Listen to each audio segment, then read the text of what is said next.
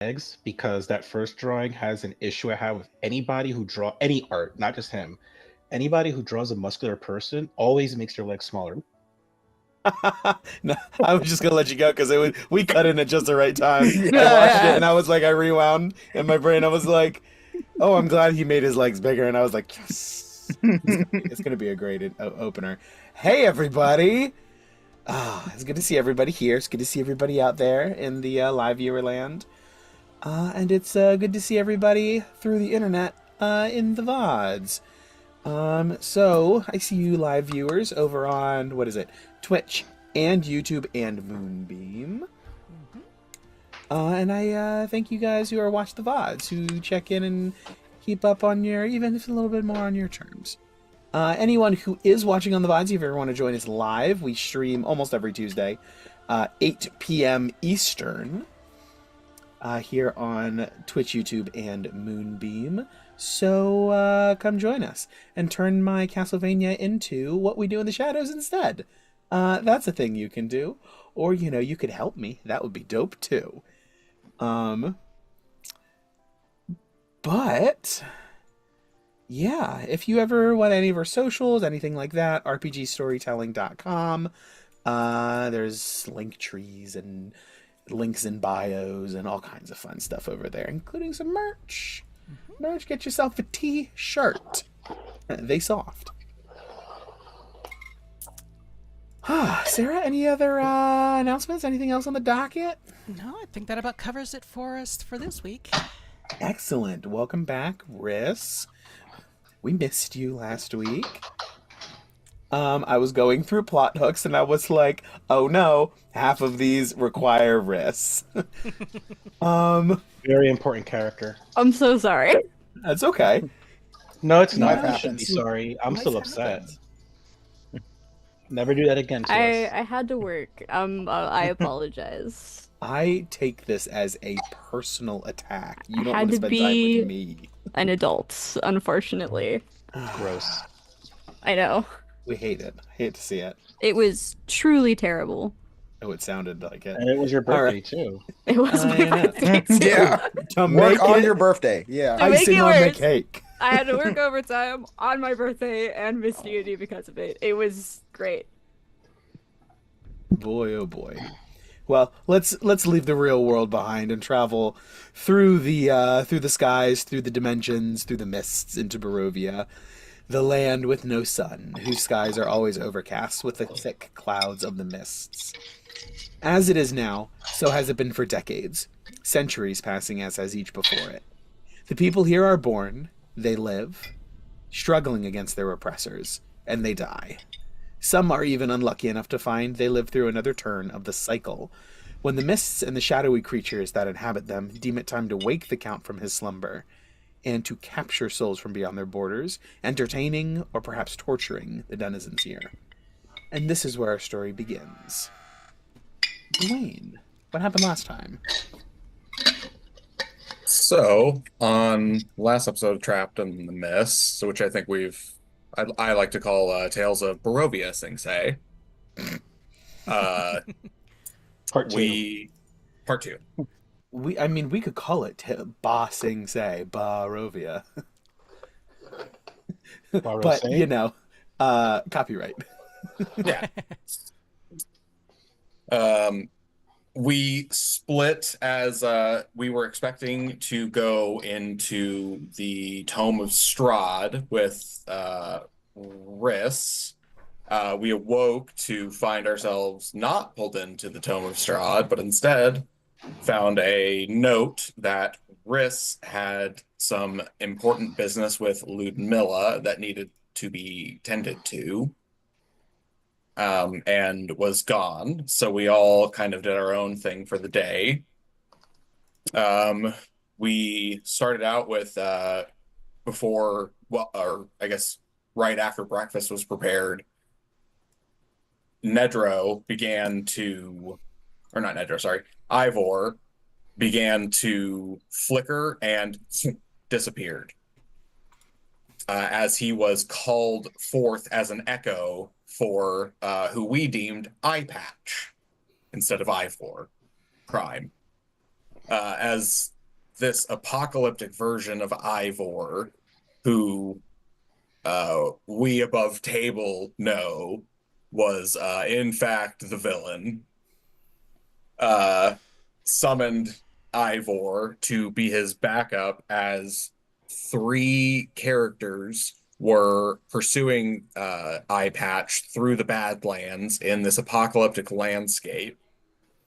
There was a bronze dragonborn fighter named Sora, a gnome ranger named Stevian, and a crystalline construct cleric named Aphelion.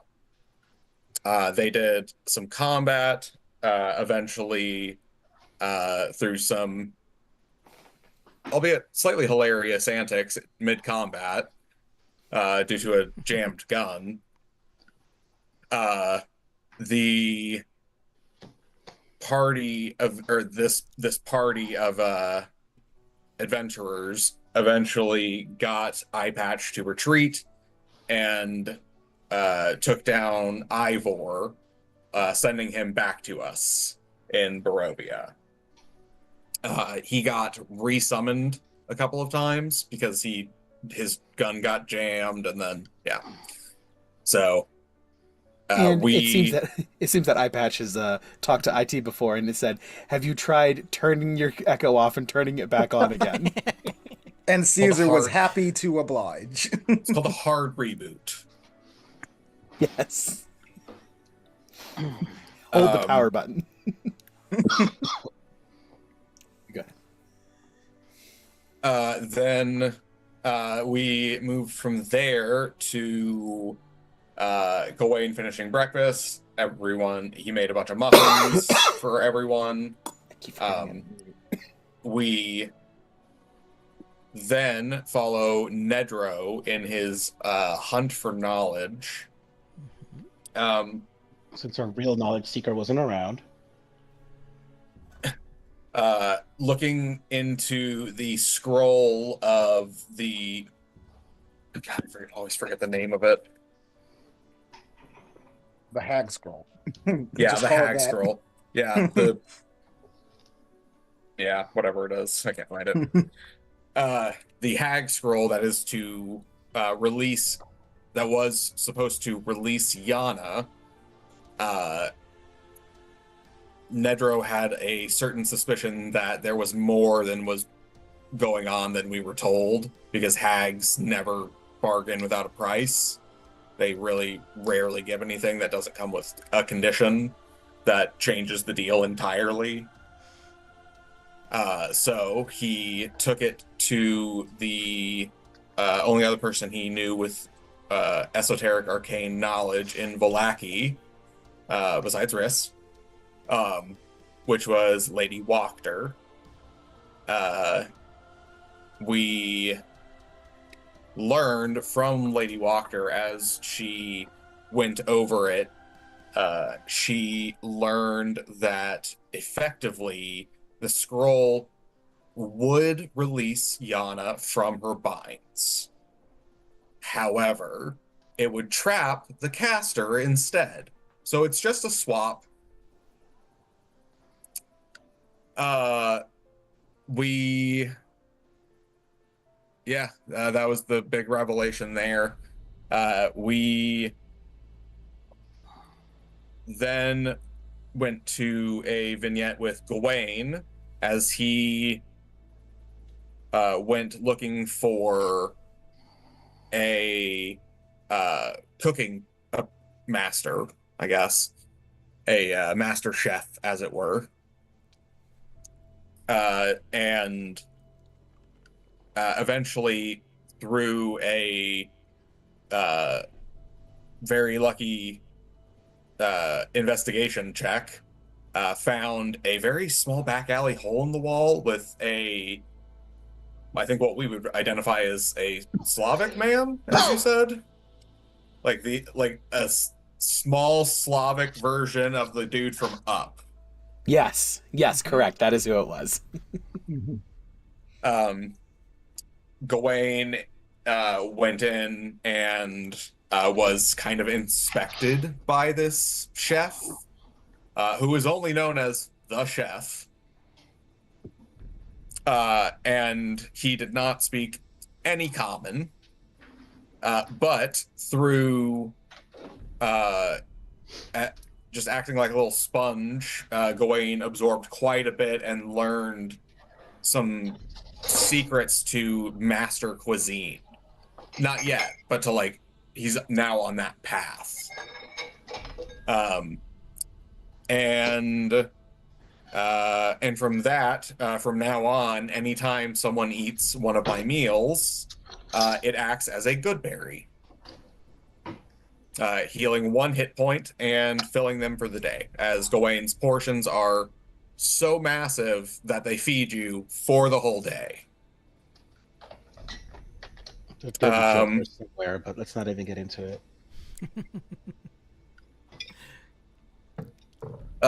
We then went to see Yana's Lost Days. All of the time that has, at least a good portion of the time that Yana has spent in Castle Ravenloft as Strahd's prisoner, due to the deal that was made to save the party in what was certainly to be a total party kill.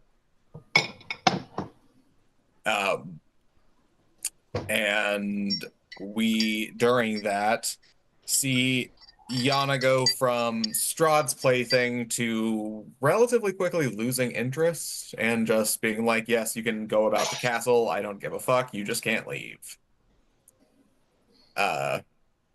And during that, we did see Gertruda, Yana's sister, made an appearance.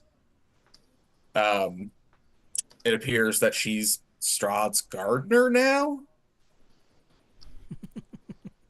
And it was a less than warm reception, is what I'll sum that up with.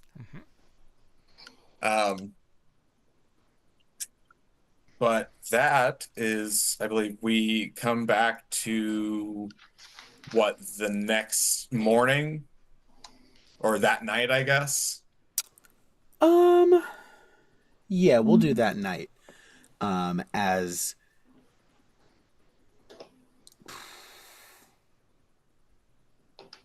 at some point during the day while you all are out and about doing your thing, Riss, Ludmilla comes to you the previous evening, and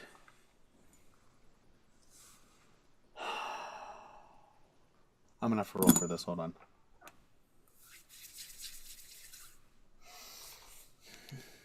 Exciting. How do I? We want to do. You know what? We're gonna roll percentile. Roll a D100. I'm gonna have you roll for it.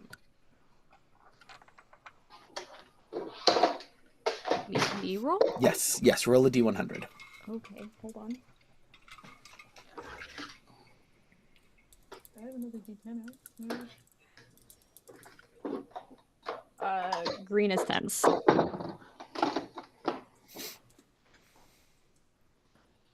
88. 88.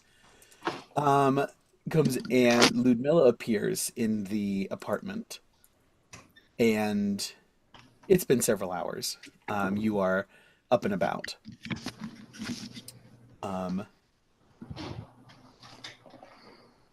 Oh, good, you're awake. Hello? Hello. Welcome to my home. What is? And in this moment, you realize that she's not actually there. She's like a projection. I was gonna say, don't I need to ask you to come inside? This is you understand arcane and magical means. I am merely a illusion at this point. But might I come and call upon you? Sure. And 30 seconds later, a sort of like a fog cloud builds, and she steps through it, and it zips itself shut And she puts her prayer beads back around her teleportation prayer beads. So, whatever it is, whoever it is that is come through has been wreaking havoc. The Count Strahd. It is... The Countess? Yes. She should not be here. And the land does not. It is fighting. She has forced herself at the moment, but the land will win. It will not be denied. She has bought you maybe a handful of more days. Okay. My presence here is unnatural and should not be possible. But She didn't explain much to us when she was traveling with us. it would surprise me if she knew what was going on. This does not seem like this is something he has talked about leaving for so long and hasn't done it. I can only assume it is because he cannot. So I do not understand how she can. I doubt that she knows. Is the conclusion I am drawing is that I doubt that her power is what created No. this. I assumed it was based on the rules. Assuming a lot. The circumstances for both of their existences seem similar enough that the rules for Bodorovia as we know it should be the same. I assume some outside something was what caused the swap to happen. That is my suspicion as well. I agree. But I don't know what I cannot fathom what that would be. Why that would be. Or But how to reverse it. I'm I was sure hoping that Baba Lysaga would have answers, but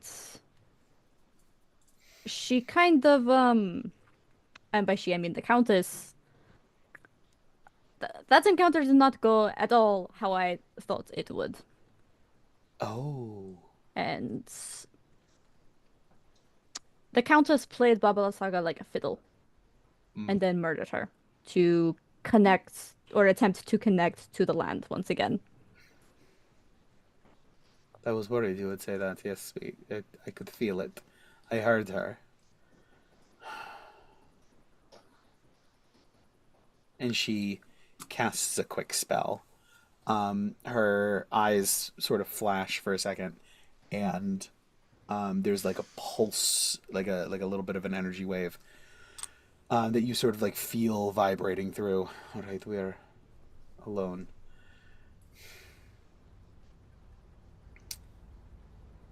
We have to get rid of her. She is an unnatural presence.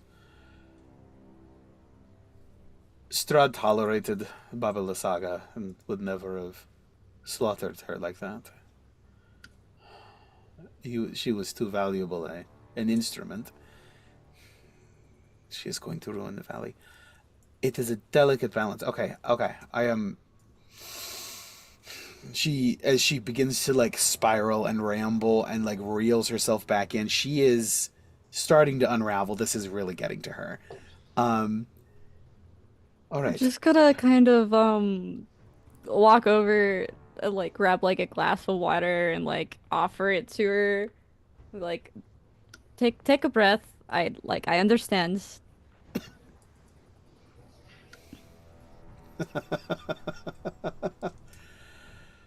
She takes it and she sips it.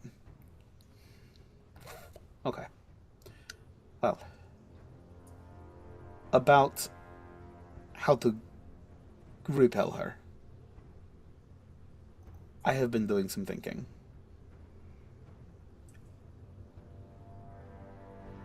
She has bound herself to the land, and the land will overcome her eventually, but not before it rips itself apart. You would have to somehow harness the power of these shrines and revert it. You would have to harness the power of these shrines to turn these forces on her somehow. If this is what is holding her here, then by severing that, it would send her back. Right. When you say you, is that like a royal you, or are you talking like me specifically? Or just someone has to take over the shrines? Well, no, not you, but you. Mm-hmm. You are by far the most capable here in the valley. Those other buffoons you have gallivanting around on your behalf, they are nothing. It is laughable, and you should keep a closer eye. They are not you. Yeah. They are going to get themselves hurt. But I'll talk to them again. They have better uses. I haven't. We've been distracted. very well. Very well. Yes. So, please, if you would come with me, I have drawn on some plans, some notes, some thoughts, schematics, the initial basics of what this would look like, and I greatly appreciate your eyes on this. Of course. Happy to follow. And she steps over and sort of like moves through her teleportation prayer beads, and you guys are enveloped in this same like fog cloud that zips itself shut after you, and leaves a note behind, more or less just saying, "Hey, this is what's happened." To time lapse and just sort of montage, the time that you spend at the Ludmilla's tower is excuse me. She has outlined a very rudimentary, like, you need to use, like, here are some things that you will need, here are some things that you will need to do. Among the necessary ingredients are the 3 gold gems that are now under the care of Mother. Shit. Of the matron. Well, at least we know where they are. These seem to feature prominently in, as they are each uniquely tied to the 3 shrines. Each one would be representing what the Fane's power, right? Something like that, connected Yes, to. Yes, each one is connected to one of the Fanes and the shrines, which are outlined, just in case you guys were not aware of it before. There is one to the Forest Fane, which is noted as somewhere in the woods behind the windmill, south of Vallaki. There is the Swamp Fane, whose shrine is down in Berez, on the opposite side of the river.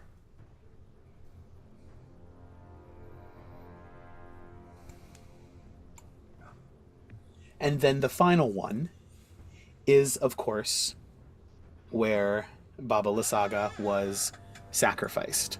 The Mountain Fane, at a place called Yesterhill.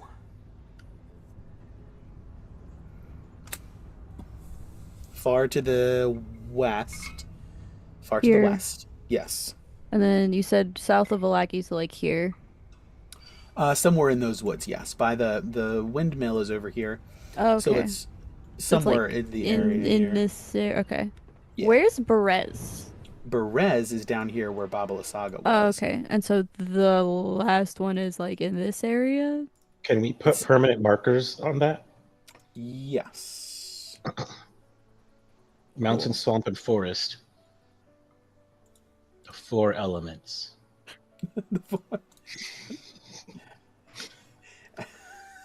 And everything was in harmony until Strahd attacked.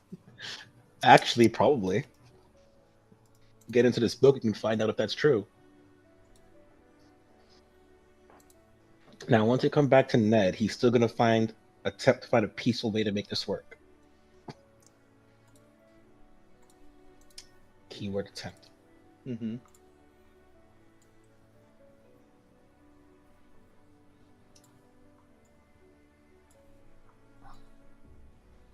There we go. Oh, roll 20 does not like me. What's going on? Does it think you're Cesar? Yeah, I'm a robot.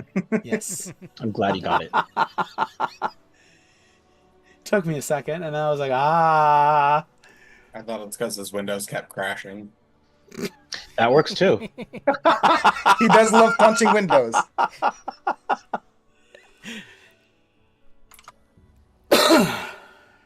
Jeez. Whatever. All right. Yes, so those are marked, and you pick those up. It's not pointed out to you, but you register that in passing and pick it up. That those are where the shrines exist, where presumably Strahd has performed other similar rituals. Can I ask you a question real quick? Yes. See, I see the swamp fane is also known as the water fane.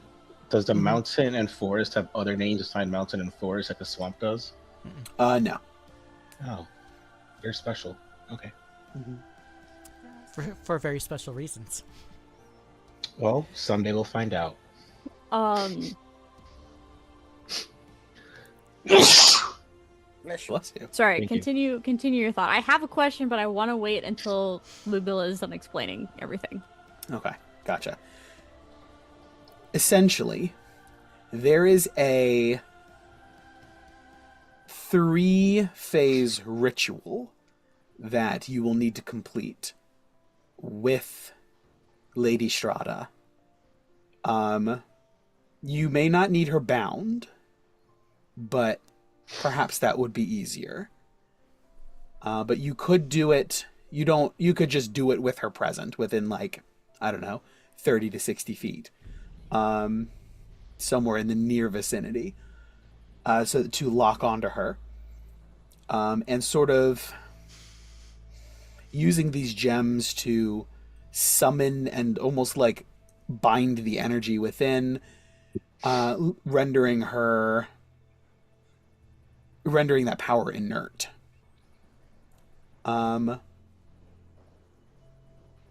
That severs her connection to the land, but there is not so much information about how to banish her. Which is something that you guys had been looking into initially before getting blown the heck up at the temple in the mountains, which is not the shrine to the mountain fane. So what else could that be? I was just thinking that. I was like, then what the fuck is on top of Mount Gacchus? Is that probably where we need to Because bring that the 3 was- crystals? That was I say as where I'm not Riss there. originally thought the mountain shrine was. So, which is wild because there's more druids up there, which felt like it confirmed it because everywhere else there's druids at the shrines. In the back of your mind, Nedro says, that's where you bring the 3 crystals, maybe. I don't know. Okay. We can... Mount Gacchus is gonna be a whole thing. Anyways. Okay, so. We do this. Let's just say we've figured out how to banish Lady Strahd back to wherever the hell she came from. let's say that for now it somehow just writes the balance of the universes and it just automatically brings our Strahd back, right? What's happening is when he gets here.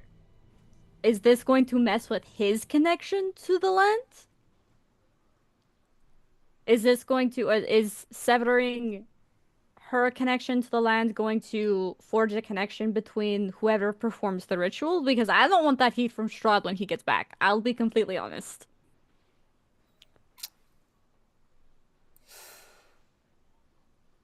I can only assume that he has gone to a similar. It's she has come from a Barovia, so he must have gone to a Barovia. He went to her Barovia, assumedly. Presumably, exactly, presumably her Barovia, and I am working under the impression that her travel is what forced him out. So forcing her back will bring him back. Right. That is one of my that's a rudimentary assumption that I Mm-hmm. suppose is just as every possibility of validity as it does not. Yeah, again, it's just cosmic forces managing to balance each other out. Imagine if there were two of them. I don't want to.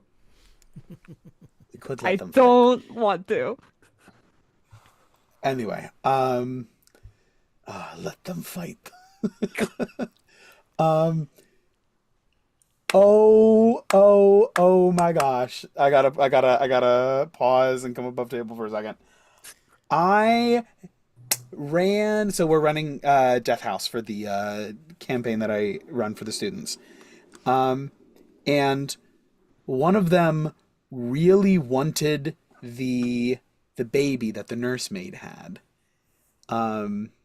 If you guys are Riss, you weren't here for this, but all the way back there's a nursemaid specter who is taking care of a baby in a nursery, and kill the nursemaid, you go and you look and there's there's no baby in this bundle. So the question is, where's the baby? And the answer is, spoilers to anyone who's playing Curse of Strahd, but you shouldn't be watching our stream anyway. The answer is the baby became the monster in the basement. But then, like, where's the voice coming from of the baby crying in the nursery? So I decided to go the whole ghost angle, and I had somebody who was like hitting on the ghostly, like, spectral nursemaid, and he was like, dang, she's hot. And then she sort of like lit on spectral fire. He was like, oh, it just keeps getting better and better. She almost killed him.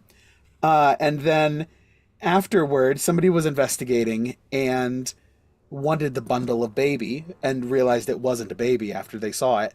But then followed the crying into the room and tried to figure out what was going on. So I gave the baby, like, I made him a ghost. And the one guy was like, yo, your mom was hot. And so I gave him a check to be like,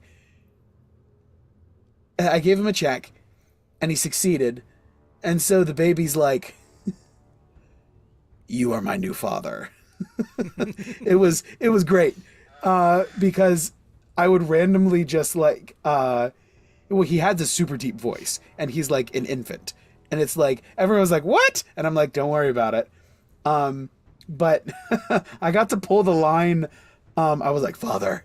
And he was like, yes, Walter. And he was like, Father, I crave violence. It's one of my finest moments as a DM. Just wanted to put that out there. I told him I would be telling you guys because I was very proud of it.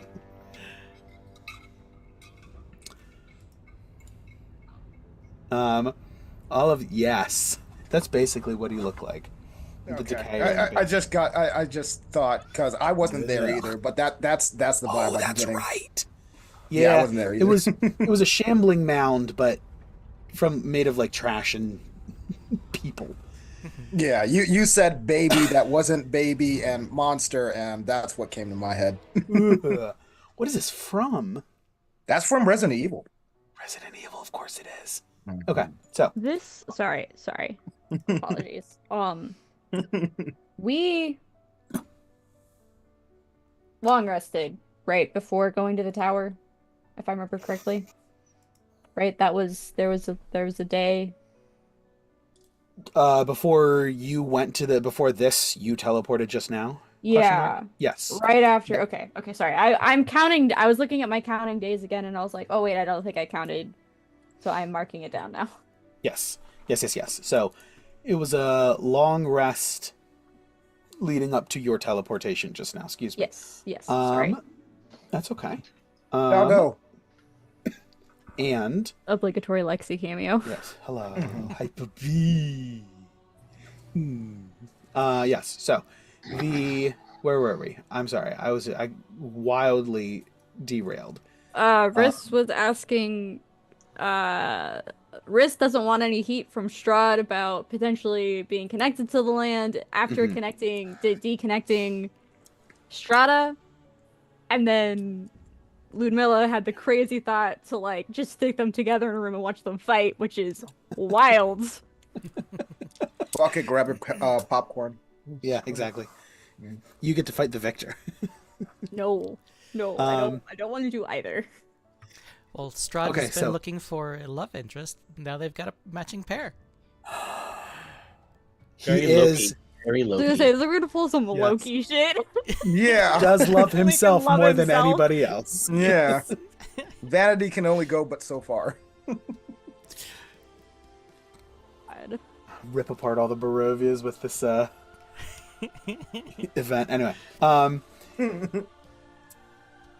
okay, so he has gone to her Barovia, presumably, which means he has probably done exactly what she has done and reconnected himself to each of these shrines. Which means he has needed to, which means he did not have the connection in the first place. Because she came through, she did not have the connection, Right. so she plugged herself in. Right. She rooted herself. You send them back, there is every reason to believe it will be the same situation. He will need to reroute himself. Simply because he has been ripped out Yeah. forcibly. I don't know that this ritual I cannot see affecting him. But I do suspect that he will need to go through the same process to reconnect before he is That back does to make normal. sense. Yeah. I guess the second point of that was whoever is completing the ritual. It's not going to is it are we flipping with Strata or are we just disconnecting? Is it plugging someone else in their stead? Oh no. This is the land is rejecting her. She is winning. She is on top, but she is losing. It is the land could not keep her from coming, but it is exercising her slowly. We just need to help it along. Yes. You are the vaccine. Okay, that's. We'll figure it out. I'm sure we'll figure it. We could do it somehow. Have you had any luck finding or looking into that either summoning or sending ritual?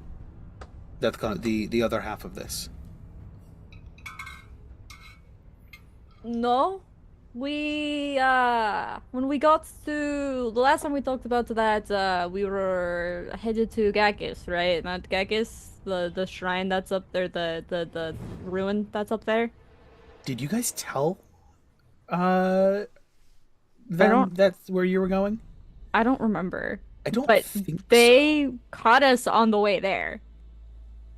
I don't know where else we would have been going. Because her tower is like that's true. on Her the tower is mountain, partly right? there. Yeah. Like it's like It's- over here somewhere. It's along the way. It's right at the It's right down Okay, yeah. the pass. Yeah. It's like there's not a lot of other places we could have been going, especially and we told them like we were like, okay, we're looking for other information that these places would have. We'll see if these places have any olds. So I feel like it's not hard to infer, Mm-hmm. even if we didn't say it in so many words. Okay. You. Why would you go there? That is such a bad idea. Why would you go there? I don't remember whose idea it was, honestly. I don't want to go back, I can tell you that. That is the one place that it is forbidden for anyone else to like. There is, I am allowed to go where I wish, do what I wish, and that is the one place that I am forbidden to go. That does tells me there's something there that Strahd doesn't want other people to know, so I think it is worth going. I maybe not right away if we can find something else, but I don't know, especially with the saga gone. Where else would we find this kind of ancient magic?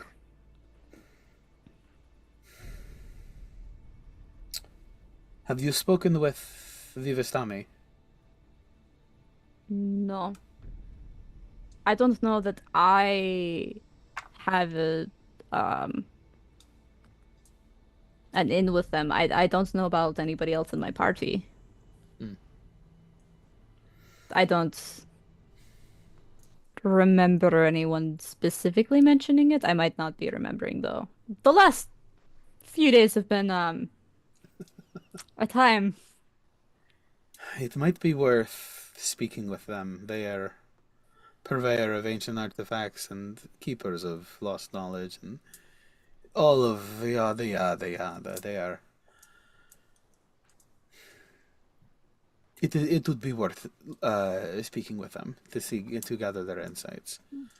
I'll let them know when we reconvene and see if that is we have one other thing we want to do probably before all of this, but this is definitely top priority. What are you planning? There is a clock on this, you know. Yeah, I need to punch someone, and we finally have the magic to do it. Give me a. This has got to be. This is a check of some kind. Is it more deception or more persuasion from Riss? I don't know.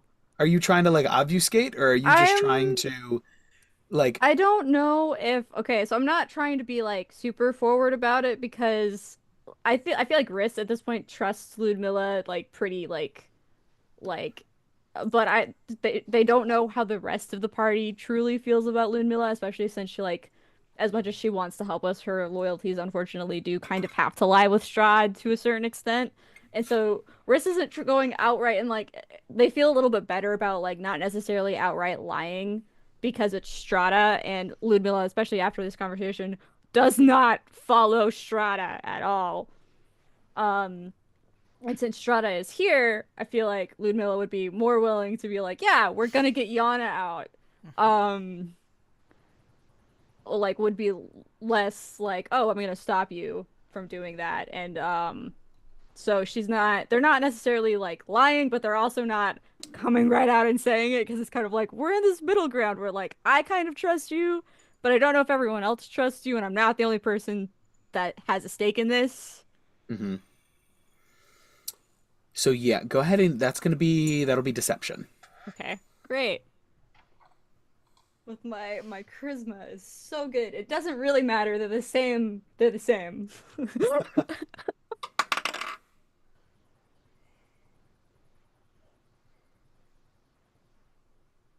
6. Natural 1. Oh boy. Oh, She gives you an eye, clearly recognizing that you are talking around something, but she doesn't push it, since there is a uh a like Like we're feeling, preliminary yeah, I was gonna say trust. we're Yeah. feeling this out. It's like we kind of trust each other, but we also kind of know it's like if Strahd asked her to tell us, like to tell him like what our plans are, she couldn't really say no. Hmm. Provisional. That's the word I was looking for. Yeah. But yes, she doesn't push it further. Um, oh, well, very well. Um, I and promise it's not. I know that sounded trivial. I promise it isn't. It's like realizing how that sounded like I know that sounded really dumb, but it's I swear it's not. And it will help us in the long run. I have, I am prepared to give you the benefit of the doubt. Um, and she produces a gem and just sort of like waves a hand over all of the parchments that are laid out, and the gem just sort of cracks, shatters, and then turns to dust, and then forms a small stack of parchment as she replicates all of these and hands them to you. I feel free to make notes. This is your copy. Thank you. I kind of like pull out my spell book and like add them to like the back. There's like a lot of like random leaf papers that are sticking out. It's for like a lot of people feel like a lot of people assume like Riss is very like organized and like as a wizard they're very like methodical. No, no, that bitch is a mess. You have a binder that zips up and looks clean on the outside, Yeah, yeah. but is like ready to blow. Yeah, it's like there's these loose leaf papers and like one of them falls out and it's like notes on the new blight spell. It's like it's a whole mess. There's also like some of the like vampire cure notes fell out and she like, stuck them back in. It's like it's fine, don't worry about it. It makes sense to me. Riss needs to get a disc bound. Very well. But that is, I wanted to share this with you. But I will continue to work and progress on my end. I do appreciate it. All the help you've been willing to give us. Well, I'm ready to give this up. I wish to grow old. Understandable. I can feel that in some regards.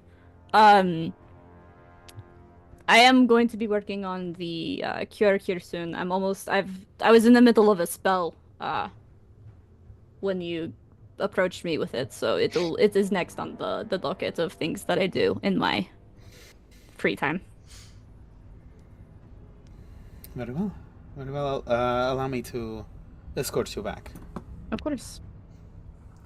And she goes back through her prayer beads again, and you are dropped off. She doesn't leave the stream, the teleportation stream, but you are deposited, and she continues off to business elsewhere.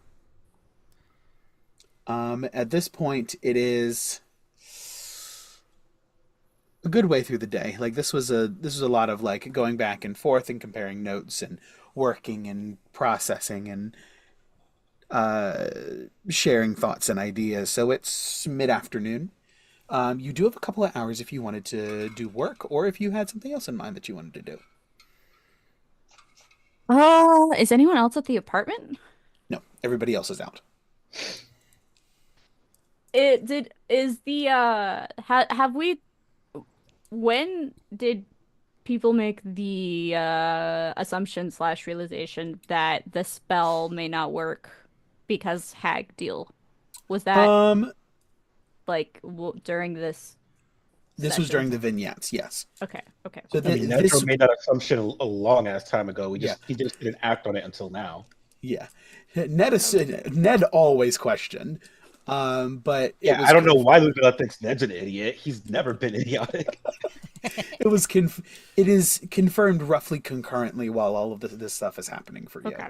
All right. I guess then can I finish up my blight spell since we got the time. Yes. How many hours are left? I think 3. One 3. Yeah, moment. absolutely. I have it somewhere. Yeah, I need 3 more. So For sure. Taking the remaining 3 hours of the late afternoon, early evening. You work through and you finish the calculations. It was all downhill. You had the idea, the formula ready. You just needed to plug the numbers in and figure out all of the details. But yes, you can now target undead with your blight. and it does force damage. Correct, and it does force damage rather than necrotic. And that's across the board. You can choose necrotic or force, depending on how you want to cast it, because you can cast either variant. Oh, that's awesome. And Very cool. yeah. If you need force damage, you can do this on other things too. I love DMs that let me like do shit. This is so cool. Okay, Really cool. is fun. If I have extra time, I don't know when everyone comes back or if they come back to my house. Remind me how the book works again. It's every 4 hours, right? Is a new chapter, and as soon as I complete it is when we're transported in. Mm-hmm. Can I split it up? Like, is it a thing where it's like, oh, you can do an hour here and there, and then whenever it's just the solid 4 hours? You need a 4-hour shot. Okay. After which point in time, everyone is sucked in for however long. But in the game, it's an hour of game time. Yeah. And then whatever happens in the book happens in the book. Yep. Yeah. Okay. Cool. I just wanted to clarify that. I guess, do I have extra time? I don't know when everyone comes back. It's probably pushing like 6 or 7 by the time you wrap up with Blight. But I guess that's also a question for the rest of the party. Where are you guys going after you wrap up your business? I mean, Gawain went separate from myself and Ivor, so it would depend on when Gawain left and what Ned and Ivor decided to do with that time after.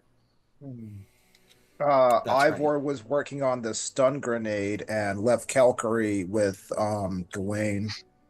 Oh, right. And then Ned actually probably went to the Blue Water Inn and was continuing to work on the Dispel Magic Scroll for Riss.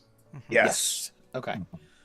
We'll say everybody gets, if anyone has crafting they're doing, you all get for the same 3 hours that Riss got to finish out the spell. You gave us 4 hours last time, or at least 4 you hours? You gave me four additional hours from the Dispel Magic. Okay, then that's fine. If I had already made a call on that, then I'll defer to that. Yeah, you said I was able to get out one grenade. Oh, yes, that's right. We did do that. So, yes, you and Ned... Yes, go ahead. I think actually you finished your shield scroll. I don't know if you got your grenades. Okay. Yeah, I started on the grenades. I finished that up for Gawain. Yeah, that's correct. Thank you. Good catch.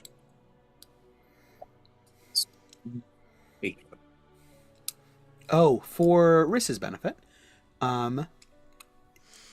while an echo, Ivor picked up a couple of tricks from Eye Patch. The main one being that there's a small, it was like a stun grenade. It works like a stunning strike, and it is a consumable that can be thrown by anybody. It uses Ivor's stats. Deals no damage, but still stuns. It's correct. That stunning is like It can also be wielded by Cesar, by the way.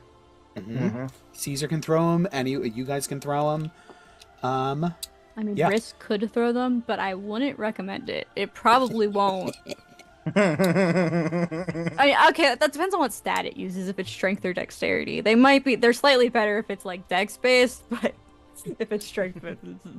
Also, Lady Walker, it was left out of the story time, whatever. But she is working on potentially changing the scroll, and gonna try her best to get rid of that rider, so that it doesn't switch places. Mhm. Who knows if it'll work, but it's at least something if it does. And she said she would check in with you the next day. Correct. Sorry, Yeah. everyone just froze for a second. Oh boy. What I was the last missed a time? bit of that. Oh, What? Lady Walker is working on the scroll that releases Yana, and she's going to attempt to remove the power that switches people so that it works the way we wanted it to in the first place. She'll get back to us tomorrow morning. Okay.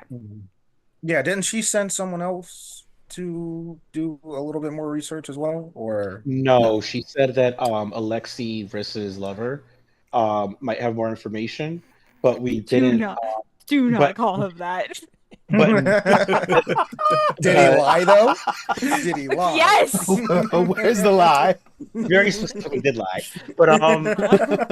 But Ned astutely, and once again proving Ludmilla wrong that he's not an idiot, realized that going to Alexei wouldn't work without Riss, so we could pursue that after Walker gets back to us and we have Riss back in the party. So yes, we're gonna use your great flirting Great. skills again. Wonderful. What am I flirting for? Alexei to help us if the Lady Walker cannot in correcting the scroll so that we don't have to go through the bullshit. You want me to trap him at Ravenloft? Okay. No! Do you want? We could just have Alexei read the scroll. I mean, honestly, you could probably convince him to do that too, but I don't Oh. know how evil you are. No, it's alright. But you meant like have him look at the scroll and like fix And it. fix it, And fix if it. possible. Yeah. Yeah. Okay. I could also look at it and attempt to fix it. Maybe. We'll see. Why If not if do it Lady Walker together? doesn't fix it, we'll come back to this and see what to do then. She I'm read assuming that this evening we're just like taking the plan that we had for today and moving it to tomorrow. Like Riss will sleep and then wake up and do the thing, and then when everyone else is awake, we do another chapter. Is that what we were Essentially. planning or thinking? I think so, essentially. Okay. Yeah. DM, since you said we had that extra time, could I have started another batch of potions to go through the night? Yeah, absolutely. Go ahead and give me Sweet. I feel like it's a survival check, and I never remember. But survival. It was some proficiency, yeah. Yes. So it's a chef's tools check for me. Oh, perfect. Okay. They're the same thing. Yes.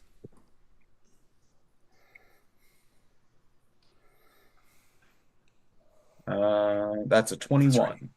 21. Yeah, you get another 4 locked and loaded. Sweet. So Is that going in one of your pouches, or are you stuffing that in the puzzle box? the potions that are brewing or the potions Yeah. that are done? Either or. I was actually going to hand out the potions that were done. Okay. Let's see, that'd be 2, 4, 6. That's fine. Each 3 of you add 2 potions of healing. That'll get rid of Fog. most of mine. All right. When everyone else is done, I had a thought, but we can come back to it. Okay. Oh, and you said you gave me the shield spell scroll, so I need to add that back. Yep.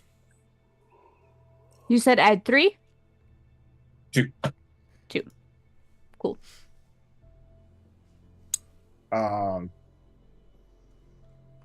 Next time we have downtime, GM, how much time do I need for the stun grenades?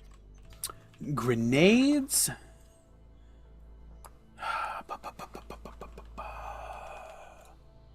Didn't you say it's a long rest? Oh, right. You actually Oh, studied yes. the rules because you said you didn't know how many you could make either. Yes, it would be because you know the formula, and the roll would be to see how many you can make. No, I don't want to look at class. I want to look at advanced filters, please, and thanks. Conditions. Stunned. Look at level. Staggering smite. Okay. So stun from a spell is fairly high. But stun from a stunning strike is what, level 5? Which doesn't make sense because hold person paralyzes, which is way worse than stunned, and that's level 2. That's a great point. Okay. So we'll say So the hold person only affects humanoids. That's It's fair. a lot more limited. That's fair. That's why I don't cast it, because we don't fight humanoids. Mm-hmm. Fair. Level 5, I think, right? Stunning strike. Classes. Let me look. Monk. Stunning strike, level 5. Which is a 3rd level spell. Which is third level spells. Which You know what? I'm gonna use. I haven't used this D20 in a while. DMG.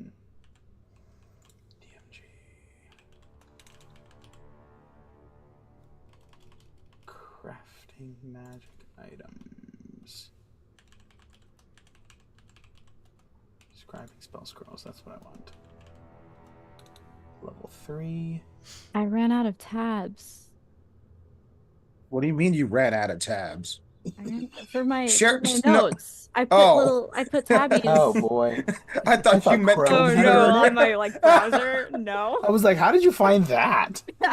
Alright. No, I tab based on like story information, and the color I need for this is I am out of, and I'm sad.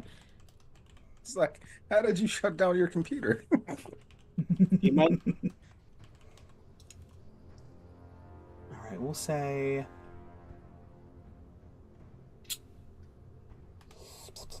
we'll say 4 hours of downtime to attempt it, and your roll will give you how many if you can make more than one. Okay.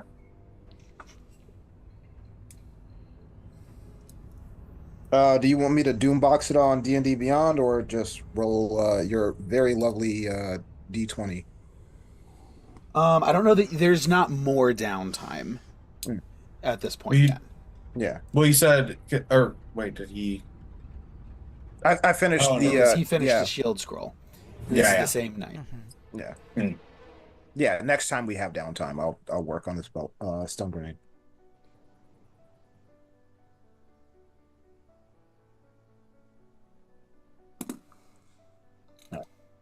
So 4 hours. Noted. Well, 4 hours. Okay. Yes, so that is 4 hours for hopefully a couple of stun grenades. Yeah, if I roll high enough. Yeah, that's the hope. So, the evening is yours. Gawain spending... It's probably 8, 9 o'clock by the time you're done with the chef. Ned, you said you're going back to the Blue Water Inn. And Ivor, remind me what Ivor was doing... Shield scroll. So where would you have gone to do that? I probably would have stayed back and hung out with Lady Walker if she would allow me. She's not gonna let you just hang out in the town hall all day. Dude, any me other could place. not hang out one-on-one with Ned. I see how it is. We could have literally just both gone to the Blue Water Inn. We're both working on scrolls.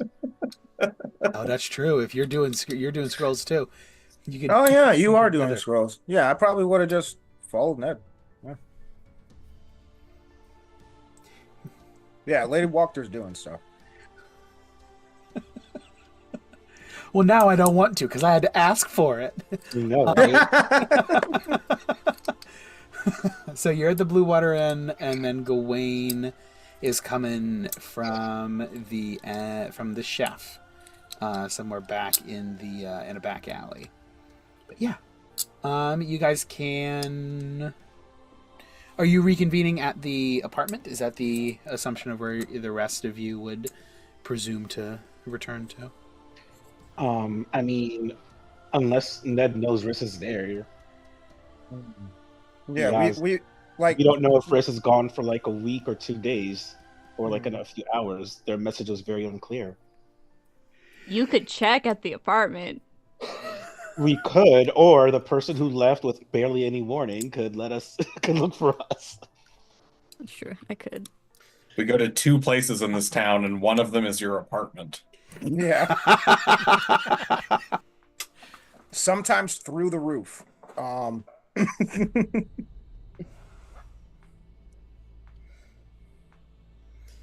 Yeah, the evening before, so I go ahead. guess after I finish my spell, then if they haven't shown up after like 30 minutes, I'll go check at the tavern that I always forget the name of.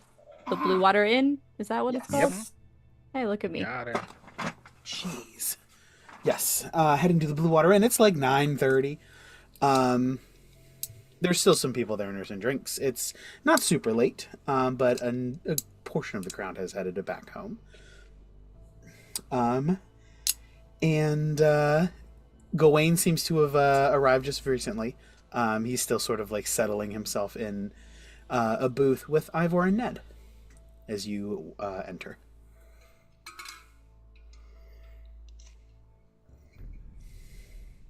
Cesar turns around and just goes, family.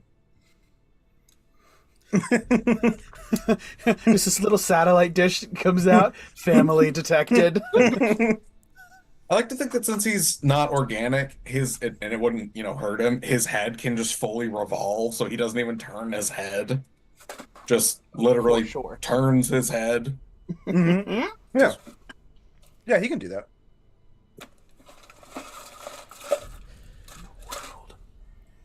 Oh, could I have made Cesar look a little bit less patchwork? Also?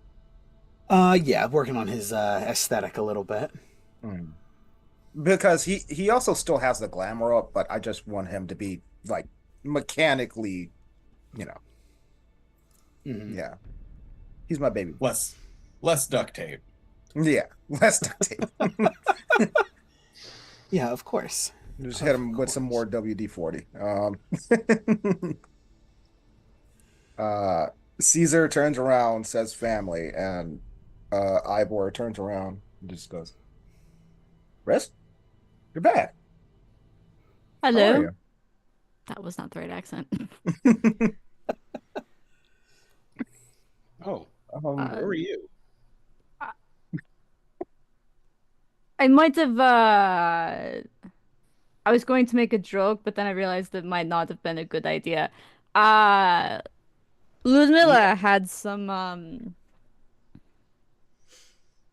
things to tell me that we can discuss elsewhere.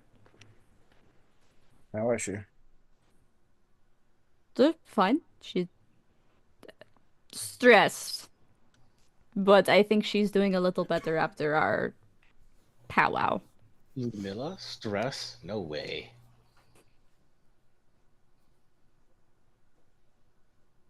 What would she have to be stressed about? It's not like there's some random person in their castle now.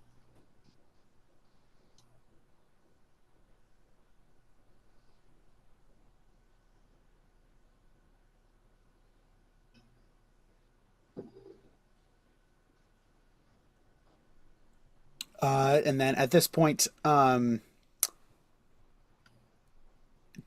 Danica, He comes over with a couple of plates and sets them in front of you guys, and a couple of mugs as well as a steaming mug of tea. Enjoy, and then whisks off to do who knows what. Oh, Danica, one moment, please. Quickly, I have other customers.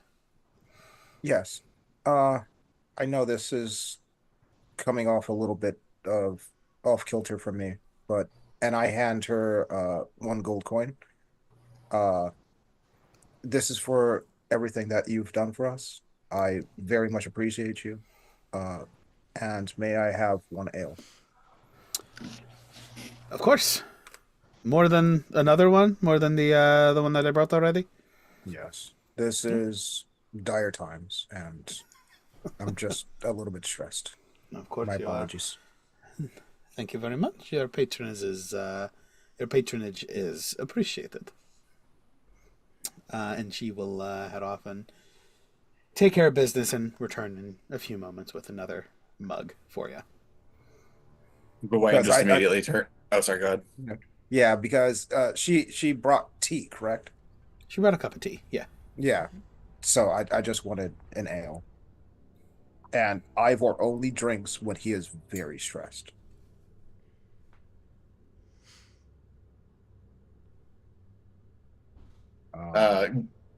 Gawain does. He looks over at Riss and just says, "Have you eaten today?"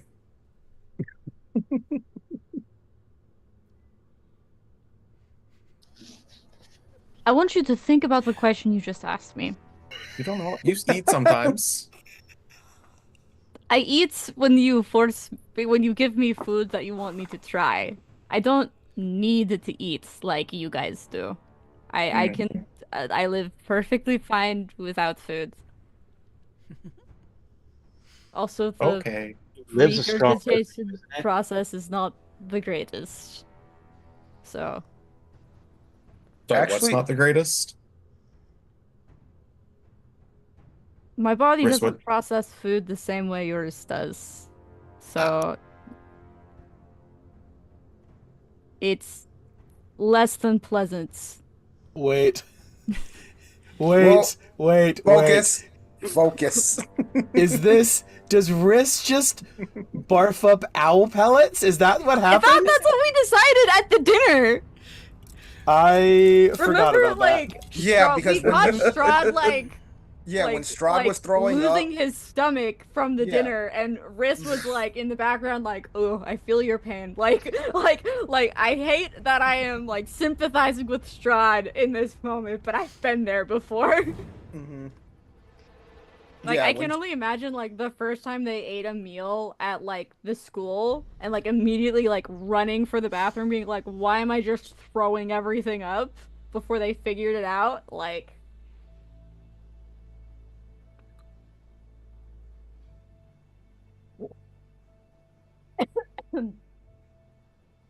Your camera is just struggling. There we go. The lighting needed fixed. Okay, but yes.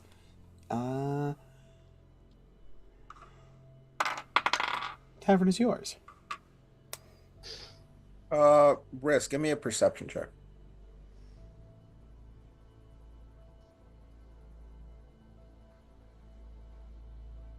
The nat one. You don't notice her.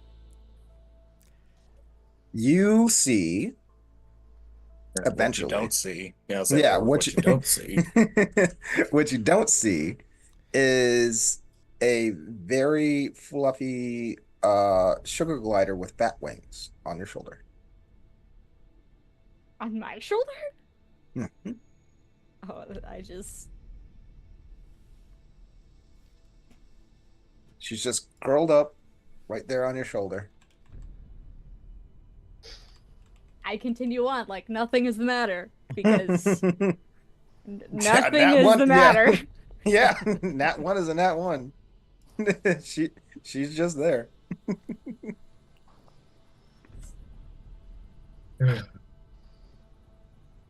Just really settled down to that sunken collarbone, that little pocket.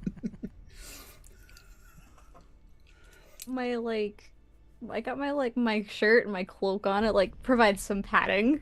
Mm-hmm. Yeah, and she's very gentle, so yeah, with an that one, you don't notice her, but she's just getting to know you.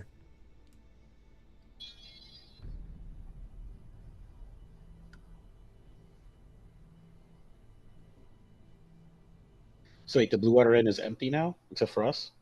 No, not empty, but it isn't super busy. The dinner rush has passed. Got it. Hmm. Do you all where are you planning where were you all planning to stay? I know some of you stayed elsewhere yesterday, but the apartment's always open to you guys if you I know we have I have some things I'd like to talk to you about, not in public. I don't know what you guys are all up to today. Sorry for ducking out on you all. No, Kind of it's was uh, a bit of a surprise, but not an unwelcome one. Well, luckily, we found ways to keep busy and productive, so kind of worked out. I met a wonderful new friend. I didn't get his name. He just kind of goes by the chef. But he gave me some very important pointers and revelations on cooking today. So I think my cooking going forward is going to be a lot better. But you were already astonishing. What could he have taught you? Oh, quite a bit. Layering of flavors, depth, the combination of spices. There's a lot of it, a lot of things that go into it. It's a very emotional process that I didn't think I quite connected with before. Not in the same way. Did he explain it in a way that was different? Explained it not with words. It was a little more interpretive. Did he speak a different language? I'm not sure what language he was speaking, to be honest. It was not common. I can tell you it wasn't Draconic or Celestial either. For So Riz's you benefit, this man didn't speak. There was no words. Mhm. This guy just walked up to him, said in a strange language something while cupping his cheeks, and then headed back into the kitchen. And Gawain watched him. His daughter speaks common. He didn't. The chef Yes. didn't. Amazing. We love to see it. Mhm. Um, Gawain gets up to like grab everyone's empty drinks and take them to the bar. And Riss, you probably noticed because there's just like it's like living next to a train tracks for so long. Like you get used to the train tracks, like the horns and everything, until you stop hearing them, and you're like, that's a deafening silence. Gawain gets up and does not clunk the same way. Just gets up, takes everything to the bar, walks over, sets them down. Uh, so are we going to head back to the apartment? I say we do. I'm very interested in what Riss was up to. Me as well. I'm gonna have Caesar take everything that Gawain didn't already take and set it on the bar,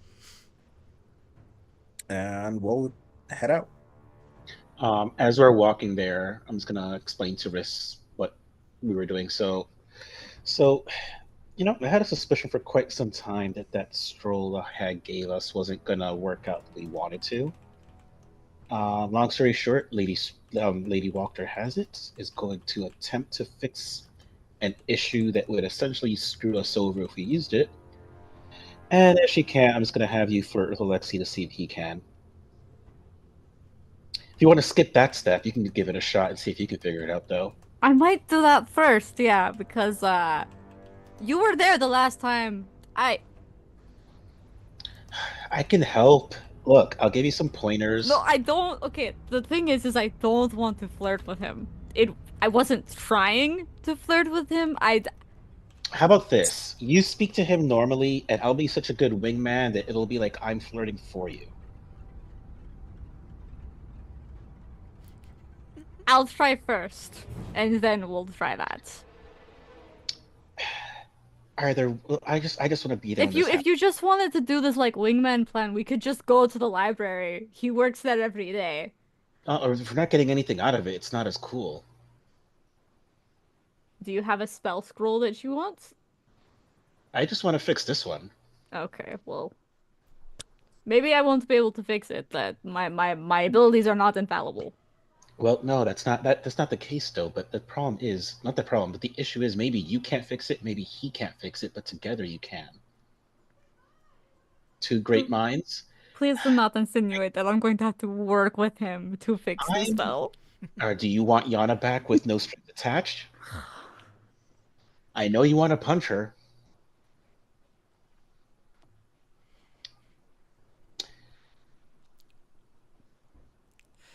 Keep in mind, convincing people to do things for their own benefit, even when they don't like to do it, is kind of my specialty. I've been doing it the entire time I've been in Barovia. Richard's like keeps walking. It's like I hate that you're right. Fuck you. As they walk ahead of him, he's like, "You have the brains, I have the charm. That's why we're such a good team." I hate that that's true. Gawain has the body, and Ivor has the tech. It's like that scene out of like Charlie Brown, like the Peanuts, like Halloween. It's like, I got this, I got that, and it's like Ivor. It's just like, I got a gun, I got a rock. I got a rock. Yeah. Ivor got a gun. Big birds on the run. All right. So, rejoining everybody or gathering everybody up, you reconvene, head over to the apartment where Yeah. you guys settle in, take the evening, and if you guys can either, so I mean, if you time it right, you could do your 4-hour meditation and then do a 4-hour decoding, and then everybody gets a long rest, and then you go into the book. Well, we have our conversation first, though. Oh, that's right. You guys are having a conversation. Yes. JK. And then we will do that. Mm-hmm. Okay. So, Ludmilla came over earlier. Said she had some things to talk about. We ended up at the tower. We went to her tower to do most of the talking.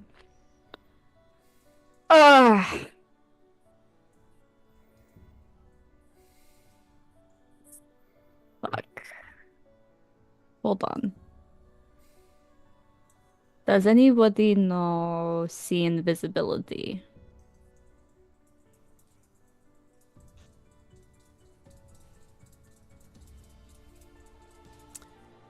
Nope. Don't you have like a book of extra spells? None of it is that. I don't think so. It wasn't my book with extra spells didn't include.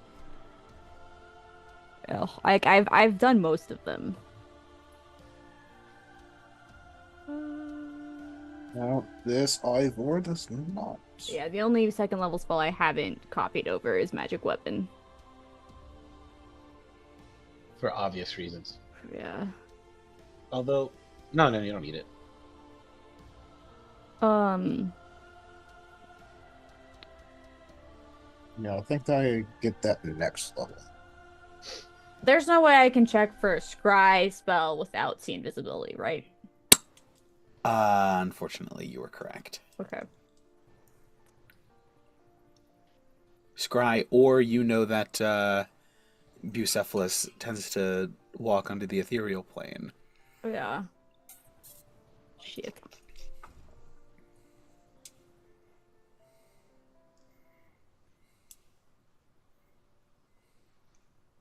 What languages do I know?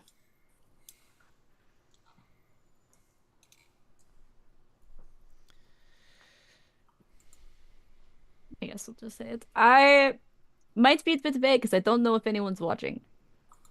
But essentially, our new friend, who is unwelcome here, is actually extremely unwelcome. Bond What? with. You froze for just a second. Oh, damn. Okay. We got, who is unwelcome is extremely unwelcome. Yeah. When she connected or bonded with uh Barovia, but it is rejecting her.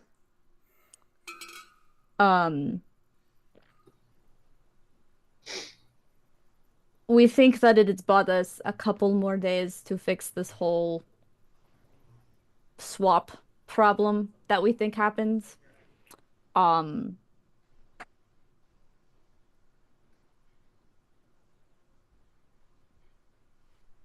Ludmilla had an idea.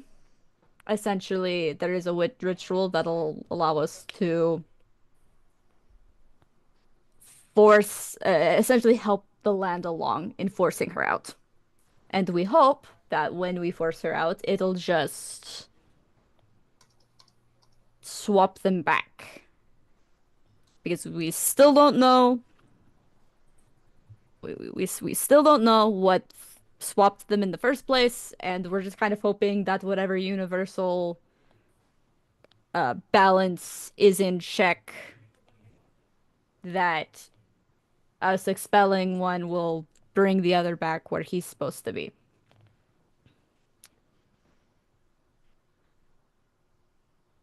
Um, Not right now, Lexi. Uh, sorry, she's whining at me. Um, Babe, come here. Come here. So I figure we focus on that. Ludmilla asked us to see if we could find a spell that would essentially banish her in case that doesn't work out. If we still have to like summon Strahd back, it's good to have that kind of plan. Um, she recommended we talk to the Vistani about it to see if they had any knowledge or any ideas or magic that could accomplish that. Very quick question for a flashback in Ned's mind. Mm-hmm. The little girl we saved all those weeks ago was Vistani, correct? She certainly Arabelle. was. Yep. Okay. But the Vistani generally are nomadic. Yes. All right. Okay. Um, well, we certainly have an in of the Vistani. Ourselves, specifically Gawain, actually saved one of their children.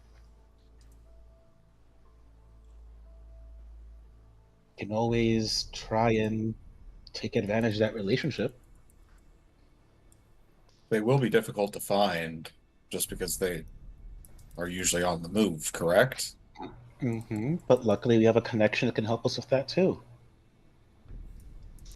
Our spy master, of course, Danica, might have the connections to lead us to where we want to go.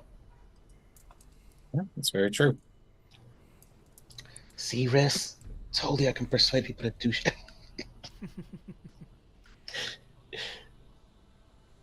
Good job, Ned. I'm very proud of you. He smiles. Smiles and taps his feet. But yeah, so that was most of what we were doing. We were kind of going through the ritual. The ritual will require us to Strada has to be within a certain area for the ritual to work. She doesn't necessarily have to be like bound, but uh When it you might say be bound, you mean like unable to move. Like we have caught her and bound her. I have this wand that could potentially hold her for a minute. How long did the ritual take to complete? It would be so the this ritual is What? less than a minute. It's Okay. quick. You need three consecutive. So effectively, it's three consecutive successful checks. If we're in combat, So round 3 rounds, correct. essentially, Is it if a, all goes to is it a plan. spell? Yes, it would be a From a spell with a scroll? 3 round casting time. From a scroll? Um, Not necessarily. This would be something that you would be that once finalized would be taught to you. Is it something that has to be cast by Risk specifically, or can Ned learn it? Ned can learn it as well. Um, All right. So how about this? The plan would be you use this wand because you'll have to concentrate on the spell, and I will concentrate on the banishing spell and power it up so that they are more likely to be affected by it, aka heightened spell. I did have a thought. I don't have any grounds for this, and I know I don't know how much really throwing out arcane quandaries will help us in this moment, but I did have a thought if like once, especially once Strada is unbound from the land, it'll become even more unstable than it is now. It's already like, falling apart. Blah blah blah. The I was wondering, could we just would a banishment spell work if the fringes of the like if everything is falling apart? It would just send her back to her own Barovia, in theory. But I don't know how that brings our Strahd back, but I don't know. Like I said, I meant to bring I should have brought up with Ludmilla. We were throwing out many ideas, and it's But it's a problem we are both continuing to focus and work on. Um, Weird question for the group just popped into my mind. Have we heard from B team in a while? We have not. Ludmilla also brought that up. Something about they're not she's not sure what they're doing or like they're going to get hurt. I was going to see if we could call them back to Falaki and touch base. I'll be honest, the last like week has been crazy and I don't really remember what we had them doing. I know we were talking to the one bitch about damn, finding Van Esmeralda. Richten. I don't remember her name. Esmeralda. Esmeralda, Esmeralda. yes. Yes. As we had Esmeralda looking for Van Richten, but I don't remember what we had B team doing. I are think they you not tasked them together, and they were thrilled to be with Oh, Esmeralda. right, they're all No, because they at the very end, after they were thrilled to be with Esmeralda, they were like, "Cool, we're gonna go this way." Well, she goes that way. Oh yes. We'll work in tandem. Because because that was when I supplied Esmeralda with her mount. Mhm. But yeah, so With her- Ludmilla was very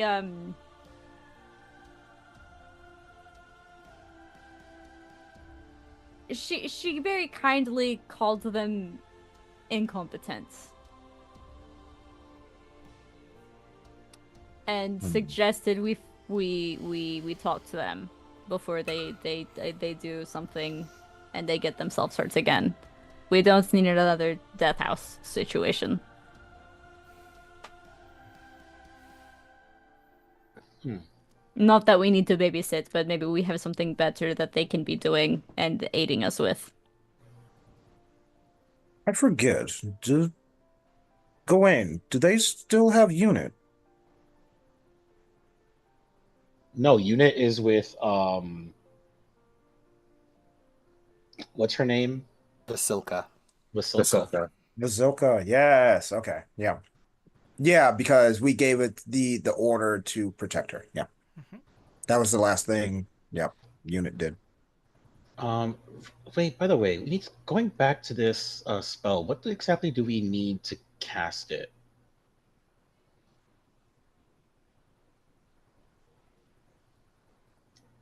I imagine if it was just anything, Middle would have done it a while back.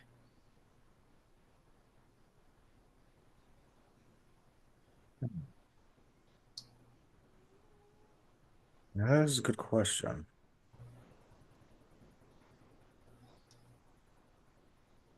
I think I that mean, was a question for you, that was Riz. most likely Riss. Hmm. Shit, sorry, I was writing something down. Say it again. Um, so what exactly do we need to for this ritual we're gonna cast? I imagine it's something Ludmilla can't do.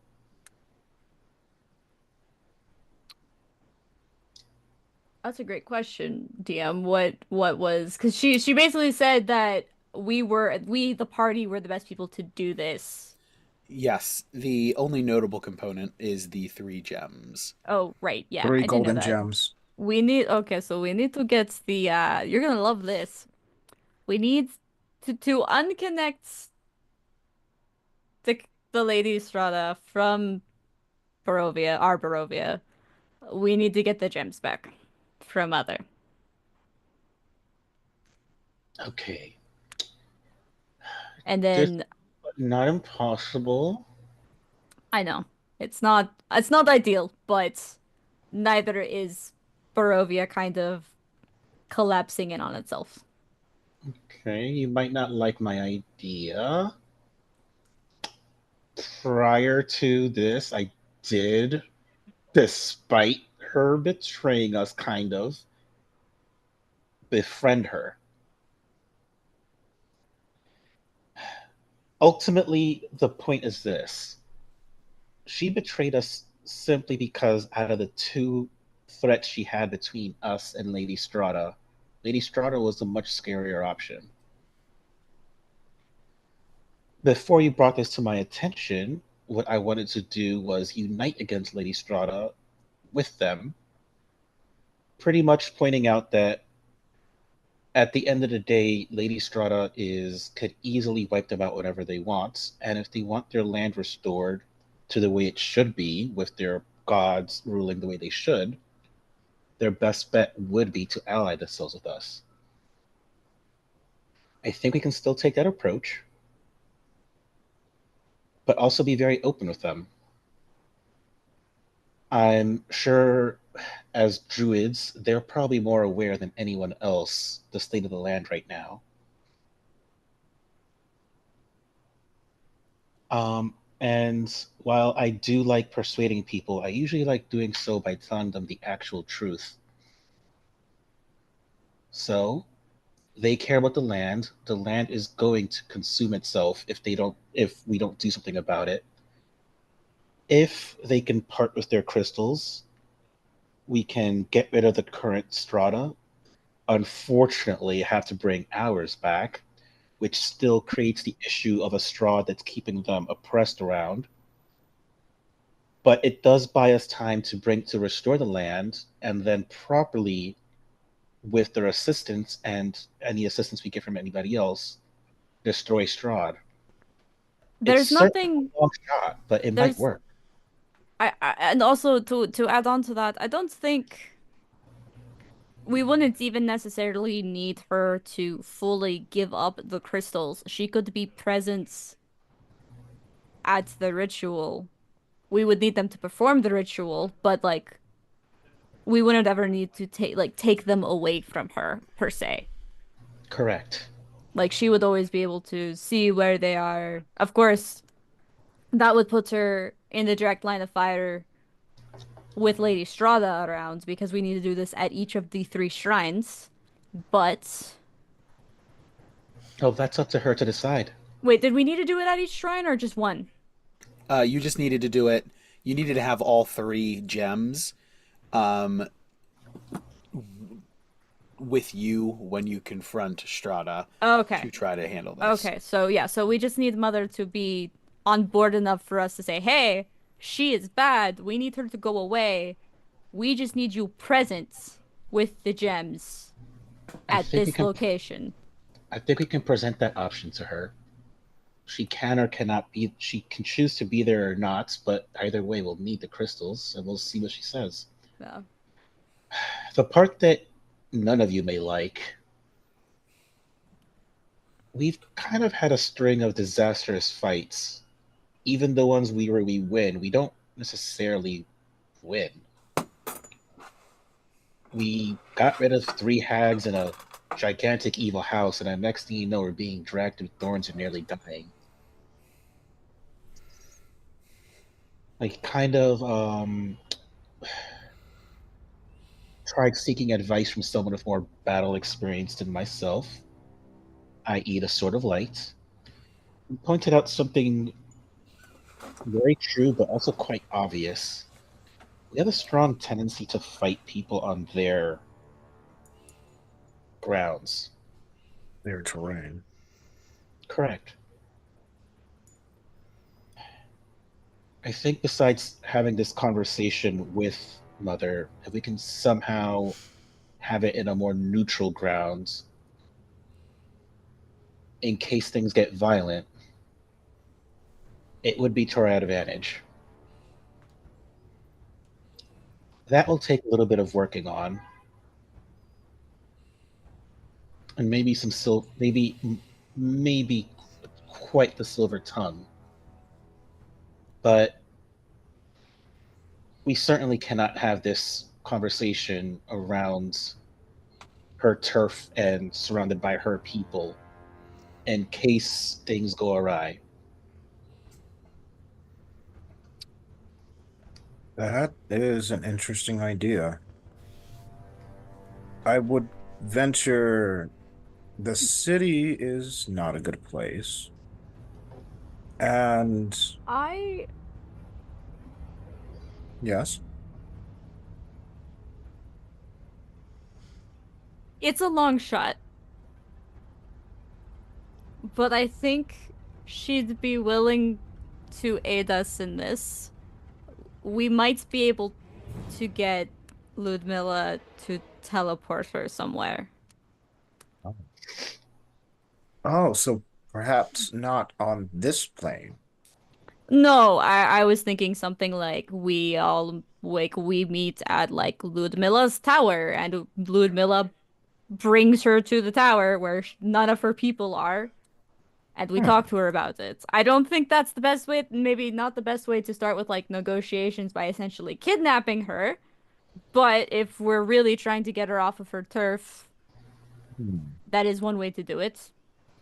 Perhaps if we're just up front and she agrees to it, I it's I not def kidnapping. I personally think if we're really gonna go the negotiation route, we should meet with her on her terms. I know we do that a lot, and then Hmm. maybe we have a backup plan with potentially Ludmilla teleporting us someplace away from everyone with just Mother. I don't know if that's something we can do like in a combat situation, but like I'm sure if I asked Ludmilla because Ludmilla is the one that like she knows that we need these gems to do this. Like the world is falling apart. I'm sure she'd be willing to aid us in getting the gems so we can complete this ritual. Like we're both working on this problem actively. Like I'm focusing more on like the banishment side of things, but she's specifically working on this ritual to make sure everything goes to plan. If we said, That "Hey, we have an idea," I told her I know where all the gems are. If we say, "Hey, we have a plan, but we need you to do this thing to help us," I'm sure she would be willing. think that sounds like an excellent plan. I know all have varying levels of trust with Ludmilla for good reason, and I don't want to say we should rely on her completely, because, like, believe me, I get it. But I personally think, at least in this matter, this is a matter we can trust her to have our back on. Because Actually, I otherwise, everyone dies. I kind of trust Ludmilla at her word. I also do. In fact, I trust her more than other people because I know exactly where the line is with her. I know exactly how far we can trust her and when and where she'll betray us, and that's more useful than people that you don't know anything about. Honestly, Nedro, that seems like a lot coming from you. I'm surprised. You We I mean only doing trust her exactly how because, I live? uh, but sitting next to her at the dinner table when uh that whole charade went on, she didn't try to stab me. She gave me side glances every once in a while, but I also trust her. Gawain, how do you feel about Ludmilla? I think we can trust her to act in her own self-interest. Very astute, Gawain. My thoughts exactly. we the two of us have built a bit of a rapport as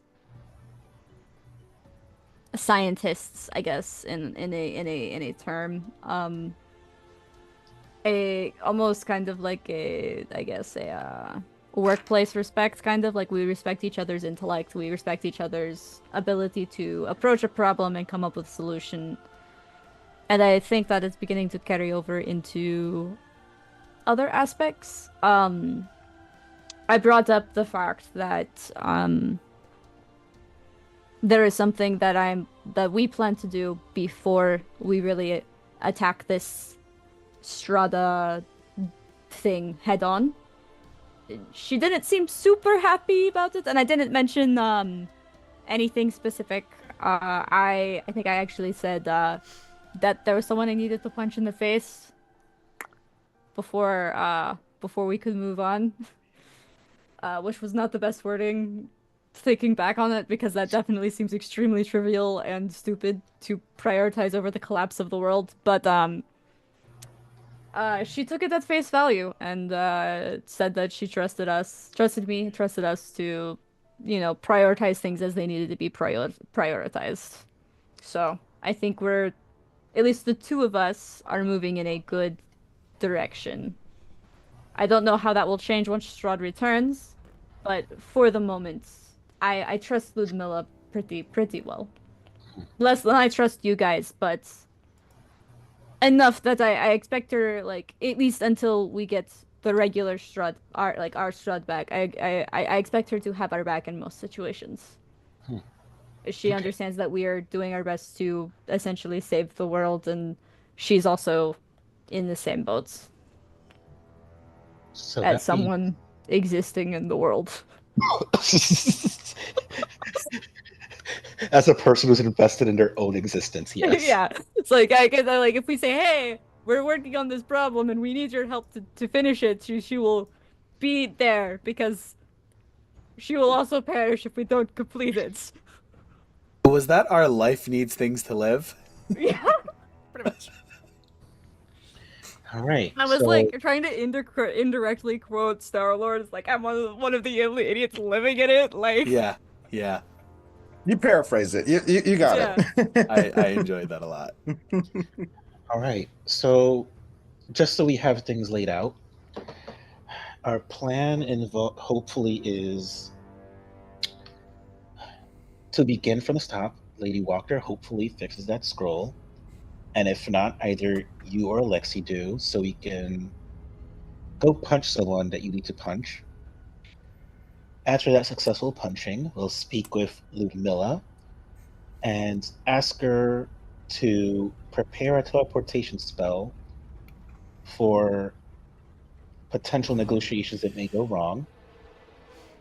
We let Lumina prepare. We go speak to Mother. Try to honestly negotiate with fingers crossed because it's not totally honest if our backup plan is to teleport her against her will.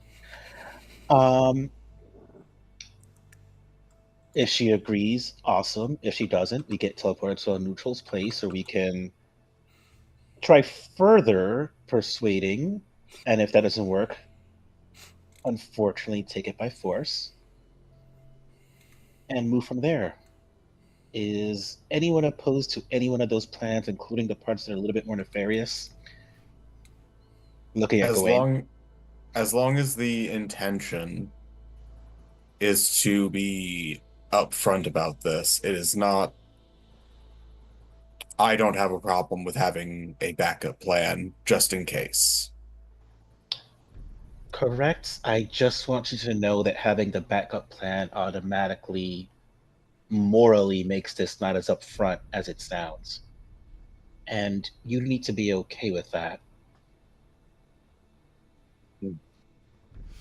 Also, because we're talking about morality and things, we don't necessarily have to kill Mother. We just need to get the gems from her.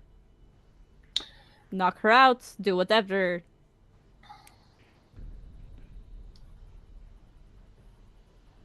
Suppose I could always paralyze her instead. But Well, I mean, we don't need like that's not something we need to really talk about until that situation comes up. But there's nothing saying that like. No, we do need to talk about it. We've had a lot of fuck ups for not having plans A, B, C, and D ahead of time. And quite frankly, I'm tired of not just losing, but having us die or nearly die every single time. I also, because even to that point, I'm more than willing to fight Mother for the gems because again,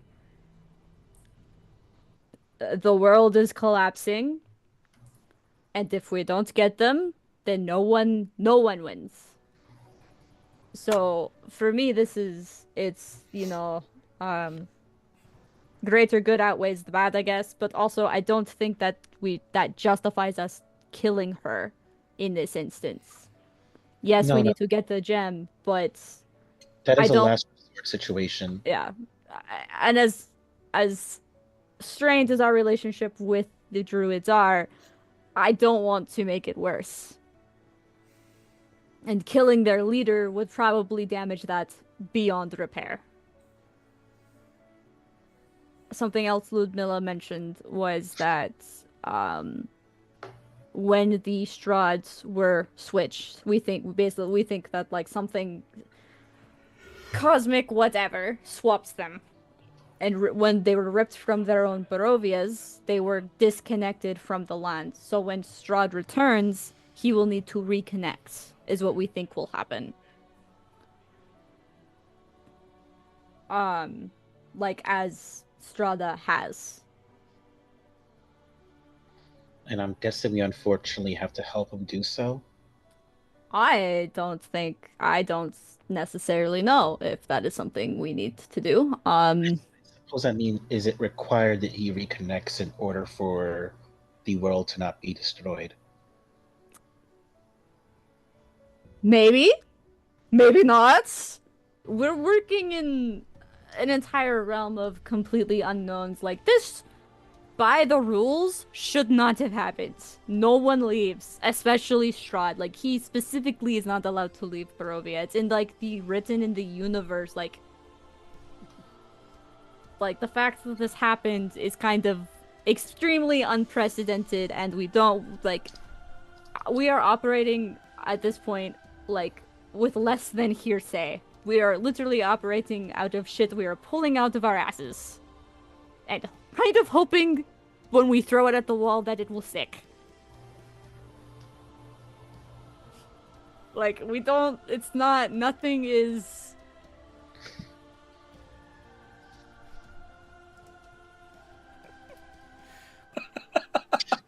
You got us. It's literally the first thing I thought of when you were talking about all this. For Oh, the no. listeners at home, one of Casey's greatest joys is sending memes in our private chat and trying to get us to break. And he's won this round. Yep. That'll do it. Uh, but yeah, so like we say like, oh yes, disconnecting Strada will send her back. Maybe, maybe not. We'll see. She wasn't originally connected when she got here, so like maybe disconnecting her won't work, and like now we have to figure out the whole banishment spell, and like there's a lot of things that just like we don't know, and we won't know until we try, and so we're trying to plan for every eventuality, but we can't really do that.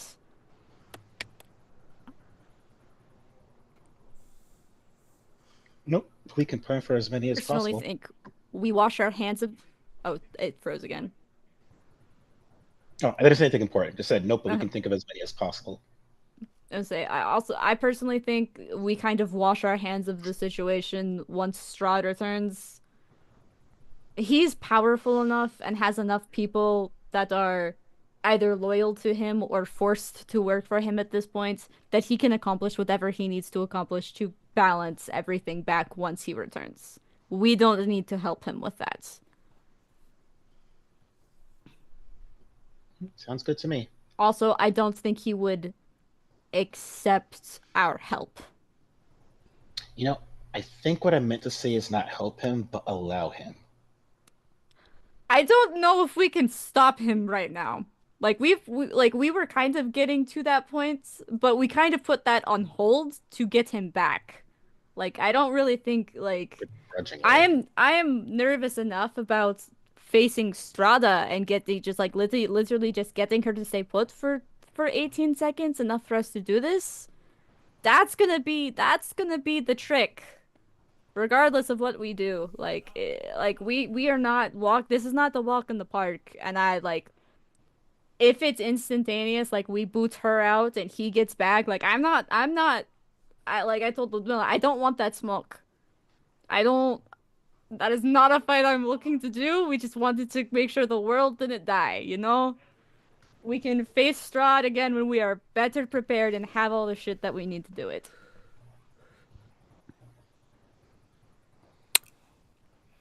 Just so that you guys are aware, I think it's a fair. I think it's something that you guys would collectively be aware of that Strada now is definitely more complete, stronger, more capable, having connected to the land. So if our Strahd were to come back unconnected, disconnected, he would be in a weaker state. That's a reasonable assumption. You know, that much I figured. I just didn't know if the land, consuming itself was like if we can prevent that just from Strahd being here, or if he would need to Right. connect in order to make that stop. Right. Okay. Sounds good. I mean, that's something like as we like, because we still need to do research to figure out this banishment, but like talk to the Vistani. That all gets Yana back. That's a priority. I want to get Yana back Mhm. sooner rather than later, like as soon as possible.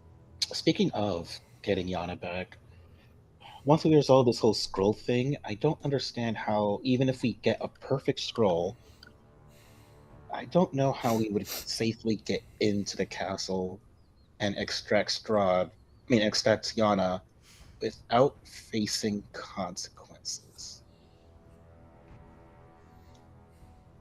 Granted, I doubt Strada cares much about Yana, so that might help out. Because she's going to be like, who dis?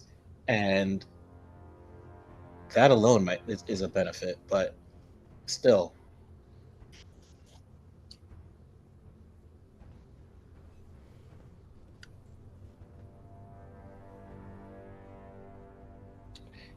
Could always go my approach, be upfront, specifically with Ludmilla, and see if she can help us.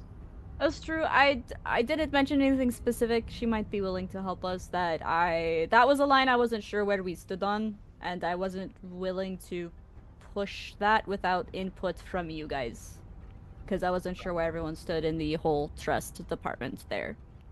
But Look, I we don't personally think have if many we mention it, options. it's like I think our best chance to get her back with minimal consequences is while Strada is here, because as you said, she probably doesn't care. And having Ludmilla around to potentially sneak us into the castle to do this, because it's an hour ritual, it'll take us a while, would definitely be beneficial. And also, Ludmilla wants us to get it done and over with so we can start working on the whole banishment problem, because we are on a time limit. Great. Also, if she's really willing to help us, we can kind of blackmail it and saying, look, until we get our friend back, we're probably not going to work on this. We'll be too distraught and distracted.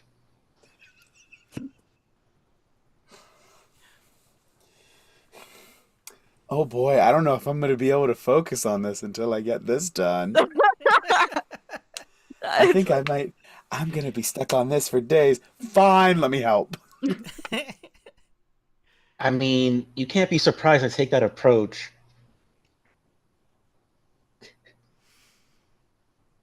You know, I don't think that's incorrect, but I hope we don't have to take that approach, because my street cred. But And I'm going to hold my hand when I tell you this. Hold your hand? You've died at least thrice. I don't think you have much street cred left. Thanks, Ned. I appreciate the confidence. I mean, I trust you. I'm just saying others around might see that as something different. Right. I don't. In my eyes, you're exactly the same. But I'm just saying, maybe some other people might be concerned about it. That's an interesting take. You don't think that someone that's born here has street credit? You know, that was mostly facetious, Ivor, but I don't take sarcasm well. My apologies. I've been sarcastic the entire time you've known me. All right. I only take you seriously when you take your glasses off. Anyways, I never do that. We had a plan for today that got kind of nixed because Ludmilla showed up. Mm-hmm. How does everyone feel about spending the night here? And then I'll, for the morning time that I'm awake before everyone else, I decode the next chapter of the Tome of Strahd, and we do that first thing in the morning, and then after we complete that, we meet up with Lady Wachter and continue on with the plan as stated. Sounds perfect to me. Your hospitality is always very welcomed. Thank you. Well, of course, mi casa es tu casa. I didn't know you spoke. Yes. I didn't know Classic Barovian saying. Yes. When do you speak dwarf? Is dwarf just Spanish? Wait, hold on. Well, you know what? It's gonna be, because if I'm gonna say my people speak dwarvish and I speak Spanish in real life, we're gonna go with that. Wait, let me roll an echo. Maybe one of them speaks Spanish. Dwarvish, you mean? Dwarvish, yeah. Nope. We got another we got a reappearance of the Russian echo. Maybe he can talk with the chef. Maybe. I don't know. What is thing to kill? And he just racks his gun. Okay. With that, you guys turn in for the evening. Riss. Oh boy. Riss meditating. And with the hope to head up to do the Tome of Strahd. So there, let's take a quick break, because it's about a little after 10, my time. So let's do 15. We'll reconvene here 25 after, and we'll continue with this and see where it goes from here. Oh boy. So many wheels turning. But we'll pick back up here. Don't go anywhere. There's Don't touch that lots dial. happening. Don't you dare! You won't want to miss it. It's mostly plans of manipulation.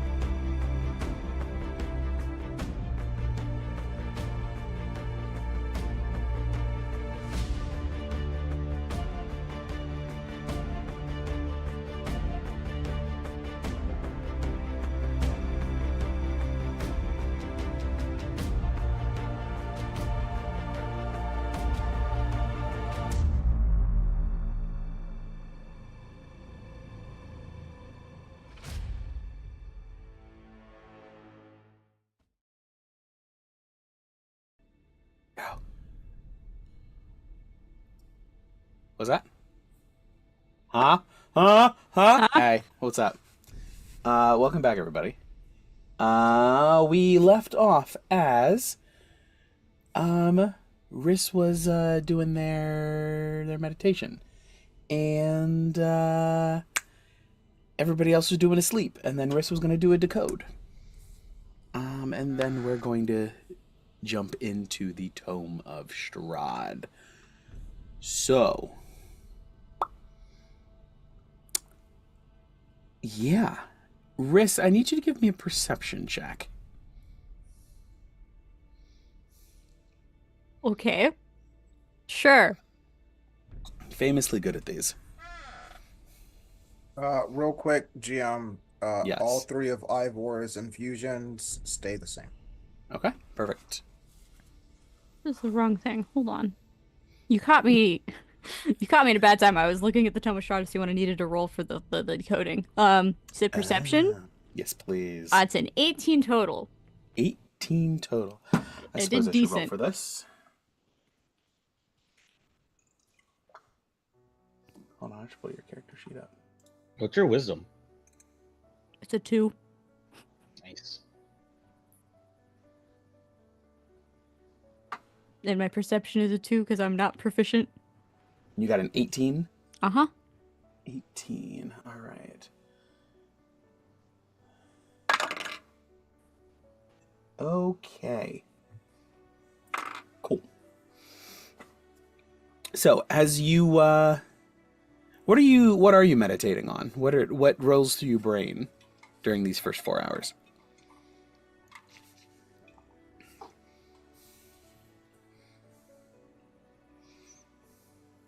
Probably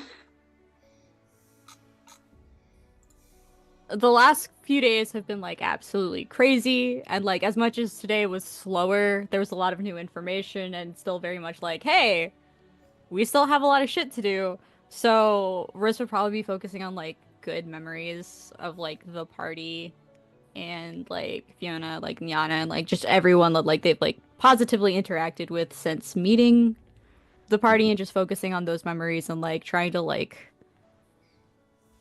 let that reinforce their like soul, I guess, at the moment before like really having to like dive into the nitty gritty and like, okay, how are we gonna stop Strata?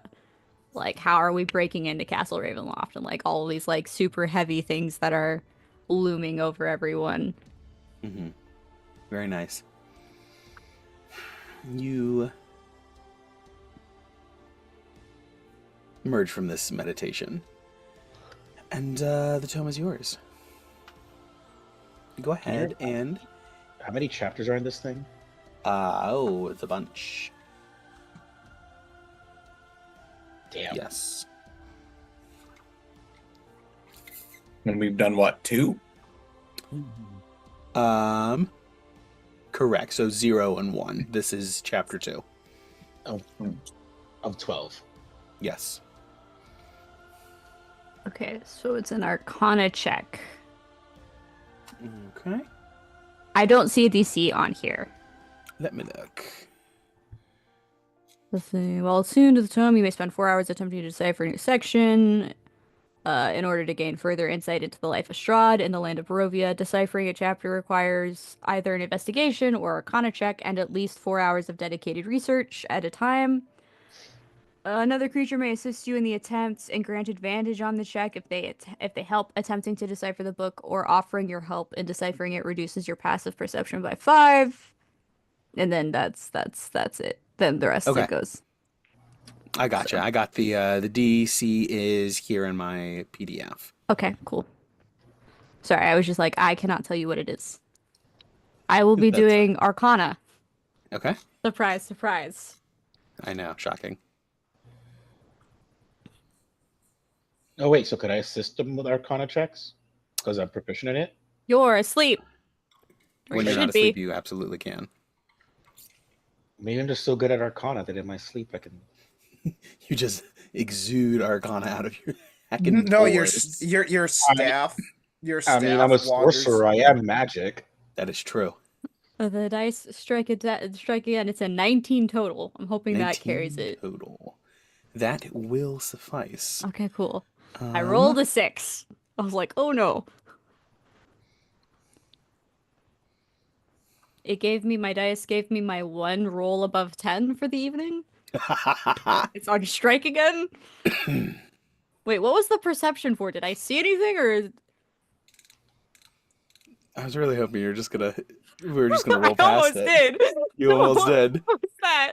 No, don't worry about it. I'm worried about it. I almost got away with it. Oh man, mark this on the calendar, kids. The DM almost pulled one over. If it wasn't for you meddling kids. All right. I exist to meddle with you in your game. All right. As everyone's waking up, you all see Riss finalizing the decoding. You realize that you better get ready because it's going to be any minute now. Ivor, give me a perception check. Perception. Let's see.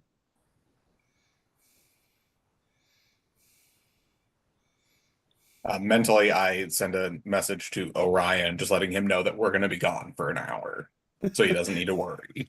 He's going to lose it. No, it's okay. Man disappears off the plane. Yeah. Talk about some anxiety. But I got a 14 on the die.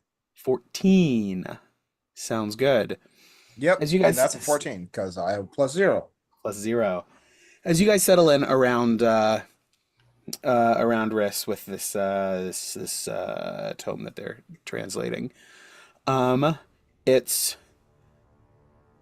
you see that they're almost done, and just after just a moment or two, you guys their eyes sort of like light up, and the words on the page glow, and you guys are all just like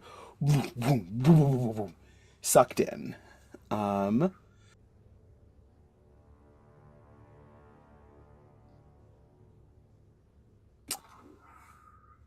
As you're flying through this liminal space, colors and light, it's almost like going through hyperspace a little bit, just sort of blowing by you.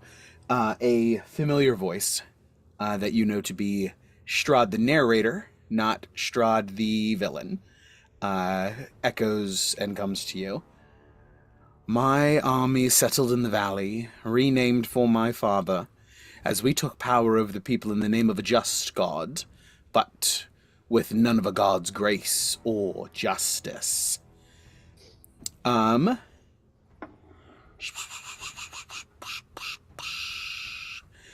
you guys find yourself in a familiar looking valley. You are looking up at the bluffs upon which sit Castle Ravenloft, but it looks different. It's not built up in places, and it's not run down in others, as though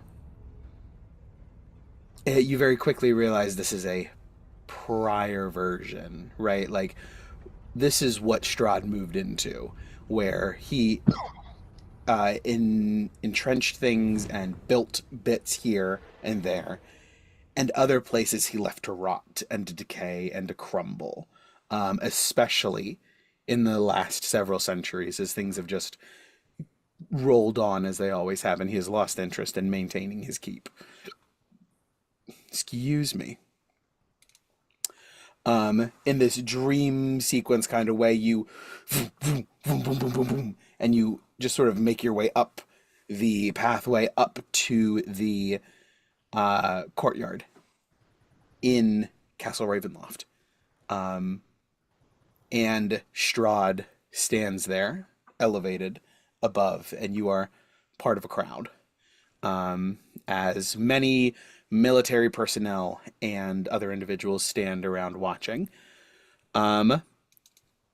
Just beyond the front gates of this curtain wall so colossal that the largest of you stand just beyond the front gates of a curtain wall so colossal that the largest of giant kind could pass through with ease.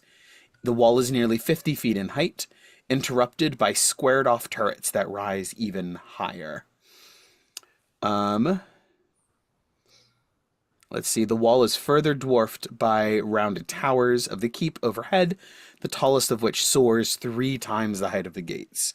Weighted hooves clop across the wood of a seemingly infinite bridge behind you. You find yourself in the midst of familiar faces to all of you. Rahadin is there, looking as pissy and sort of like stately as ever. Alec Gwillem, which 3 of you recognize. Perhaps Riss recognizes them from a glance in the mirror. Leo Delisnia, which I believe is who Ned embodied in a previous vision, as well as another individual who in small talk is referred to as Gabriel. There were 4, right? Yes, there are 4 individuals here. Rahadin, Alec, Leo, Gabriel. Gabriel is somebody you have not met before in any visions. So he's a new player to you. And there's an elevated area where presumably Strahd will be addressing the group here. And it feels like, everyone give me an insight check.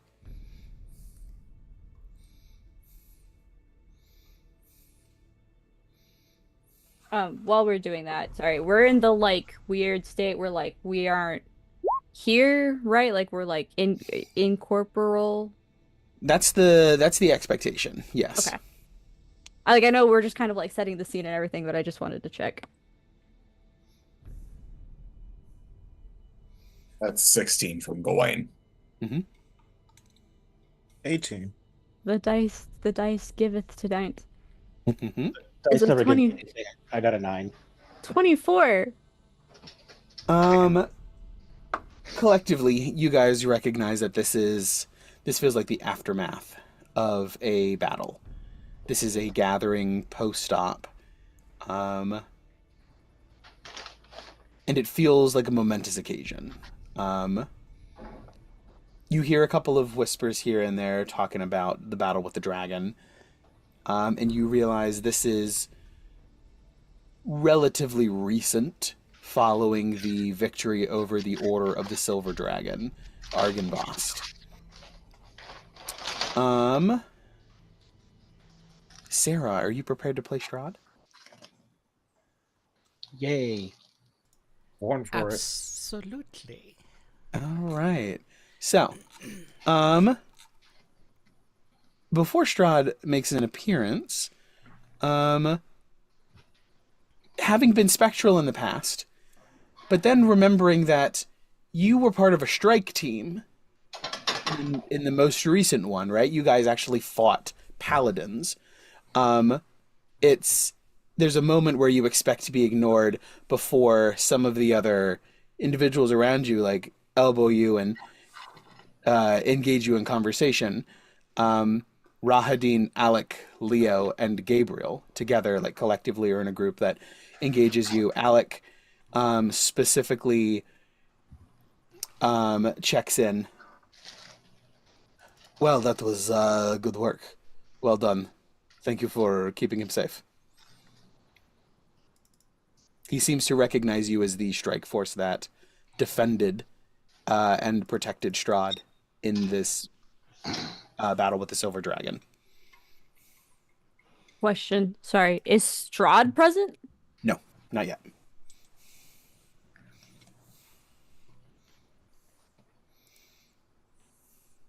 Of course. Why would we fail? That's what we're there for. I like it. Claps you on the back. It is confidence is key. You have to step out with your best foot. Yes. And strike with your best sword, right? Hey, I like this one. What did you say your name was? Do I know my name? You are in this. You're not playing a character. You are yourself, so you can give whatever name. Um, my name is Joan. Joan. May your sword be sharp, Joan. Good men like you are hard to find. I am glad that you are here.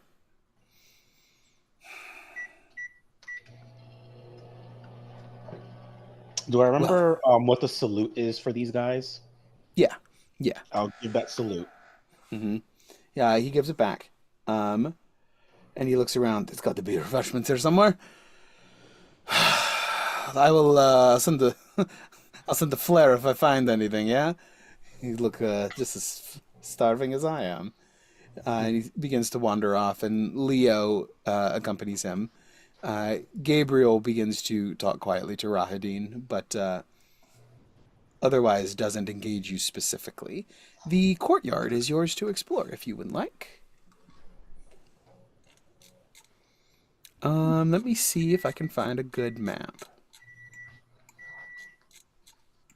You said this was like the aftermath of a battle. Is there still Yes. like corpses and things around? No, this is a gathering in the wake of a battle. Okay. So this was, you guys are now in Castle Ravenloft, or the courtyard of Castle Ravenloft, and the chapter 2, the battle that you After the guys, Silver Dragon, yeah. yes, after the Silver Dragon. So here, I'll bring you guys with me onto the map. Yay. Did you ever tell us the name of the Silver Dragon? I forget. Argynvost. Argynvost. It's Paul. Oh. Ah, it's Paul. All right, but there are a number of, here on the map, there's a number of individuals milling about. Alec and Leo went off in search of some snacks, and Rahadin has remained off nearby along with Gabriel. And you hear him referred to as Gabriel Andrel, which is a name you would recognize. The feast, Riss, you would be familiar with the Feast of Saint Andrels, and the church that you reconsecrated was the Church of Saint Andrel, the church that got earthquaked into oblivion. Andrel, Andrel. Al. Ale.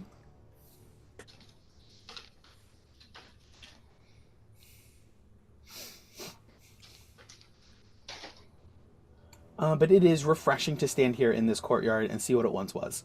There's life, there's greenery. It sort of dissolves into a watery painting in the background once you begin to leave the courtyard. If you were to leave Castle Ravenloft, kind of giving you like a soft barrier. This is the area that this chapter encompasses. But other than that, it's all yours. If there's anyone that you would like to speak to, otherwise we will jump ahead. What was the, sorry, well, you said I recognized Andrel from like a feast of some sort? Yes, you recognize a name from like the Feast of Saint Andrels. Feast. That Okay. is something that was a Valaki thing. Special events. The Feast of Saint Andrew's Feast. Let's see.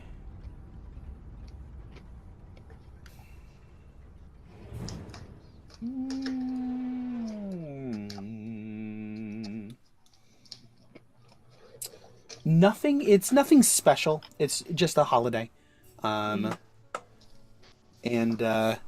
had been almost co-opted by the Valakovich to try to maintain morale in his twisted way. And then you said it was the Church of St. Andrew that we consecrated? Yes, St. Andrew's Church. Yep, is the one that you consecrated with the bones and Father Lucian and all of that. Before Riss's time. Yes. Oh, that's right. That was before. Yep. That was before Riss joined. That was right when Ivor joined. Hi. Yes. So so this was an old adventure. This is where you weren't here for Izek and the champion of Dalvernar. Okay, so yeah, it's whenever I reference the decimated church, this is that church in Vallaki. And, oh boy, the bones are the bones of St. Andrew. So the bones that were returned to the church are the bones of St. Andrew. So this guy is either St. Andrew or he is connected to him.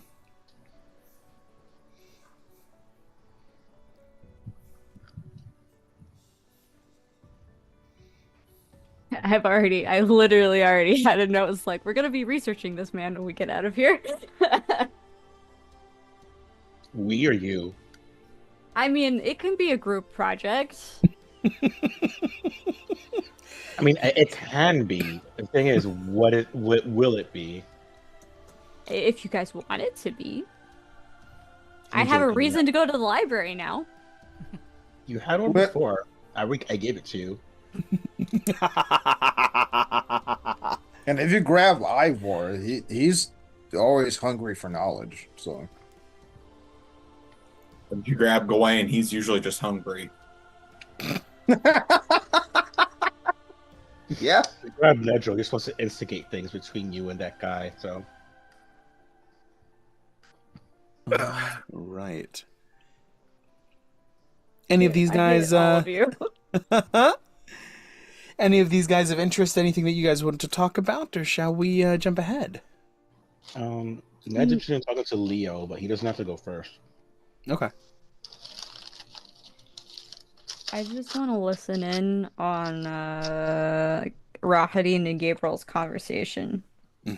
Okay. Let's see. Like, grab like a drink and like just kind of like stand near them and it's like people watch. Okay. Is this 12 at that's chapter 12, appendix B.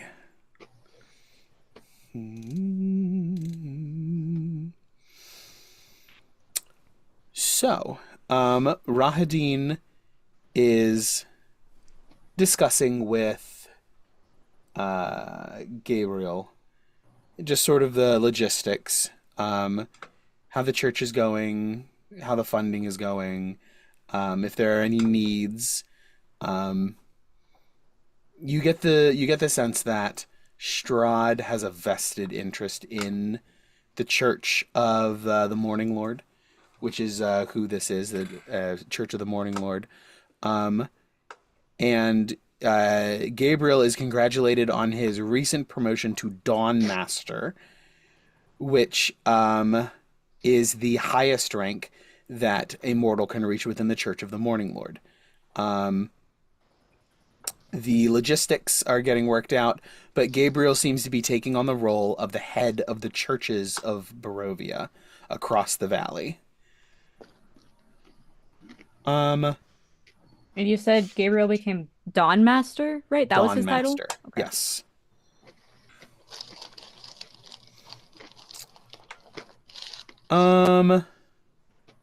From how Rahadin is discussing, or from how Rahadin is speaking, typically he acts on Strahd's behalf, or in Strahd's interest. It seems as though the Church of the Morning Lord it has political power. or can be used to sort of like influence the people. And Strahd is interested in the political implications of this, of having a church as an ally. And Gabriel talks about the ancient forest folk who resist him at every turn, despite his best interest to reach out peaceably and cordially. He talks a lot about a couple of recent interactions where there's a lot of tensions run high and there's a lot of name calling. He is accused of being a crusading zealot who wants to separate the forest folk and their ladies three from their ancestral home. But Gabriel seems committed to his convictions and fully believing that this is he is acting in the best interest of everybody.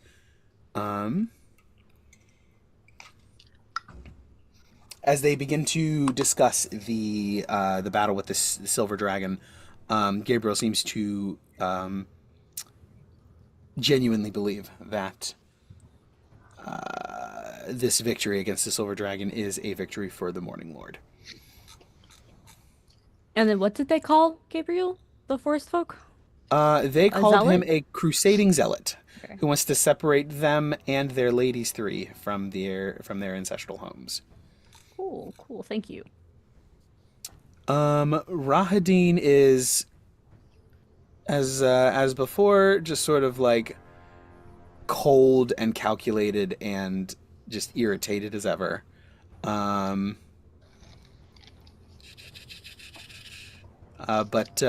maintains the conversation for presumably some sort of political expedience.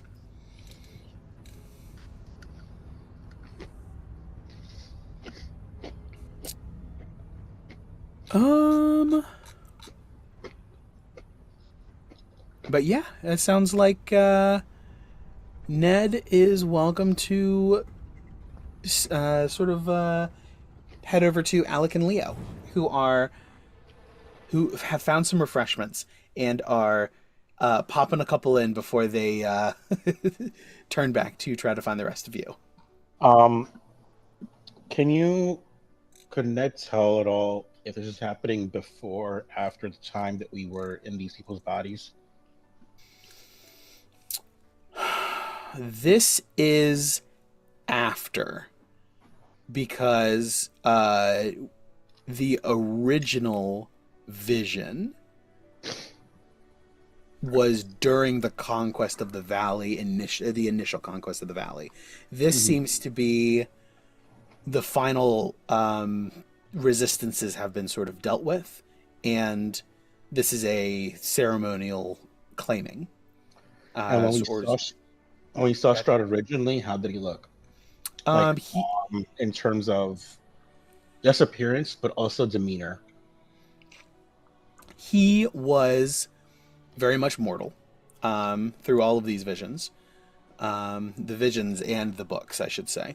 Very much mortal, very much rosy-cheeked and healthy warmth to his skin. Fangless. And worried about his advancing mortality. Like, he was preening and looking at gray hair with Alec at one point during the initial flashback. So he seems to be worried about growing older. And it weighs heavily on him. For the most, he's cool but fair, is the general vibe that everyone has given so far. That he's not super approachable, but also he's basically like the crown prince.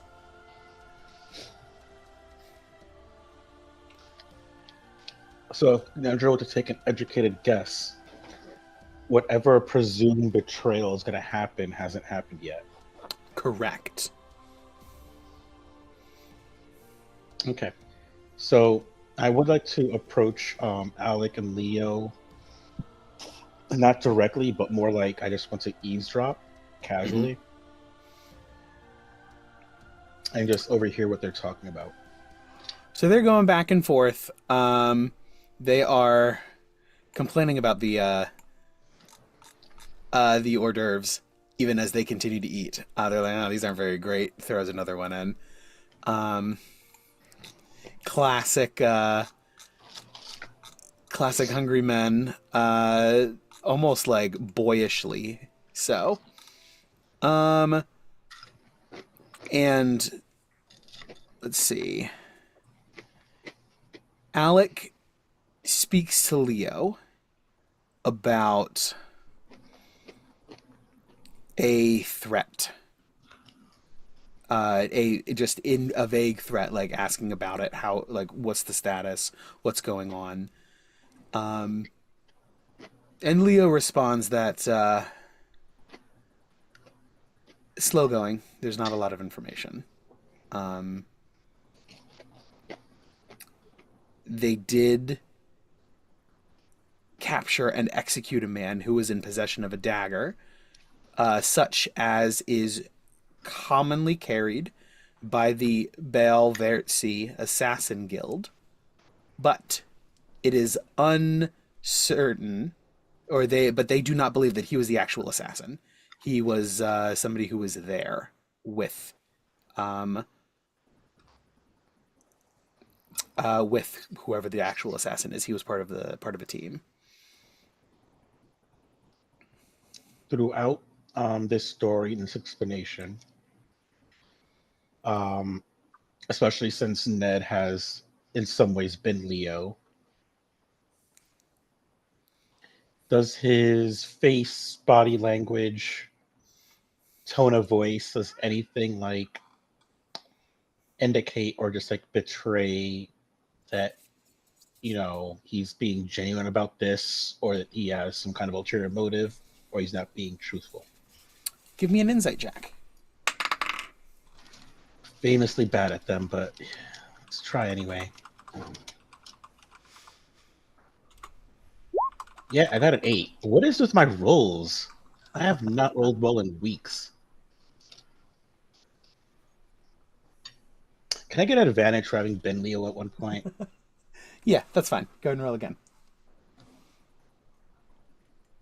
That was worse. All right, let's stick with an 8.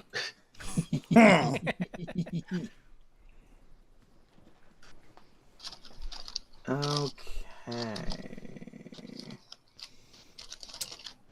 Hard to tell. Leo is the one giving a report to Alec. So if he is manufacturing things, he's had time to prep and get his story straight and just sort of get all his ducks in a row.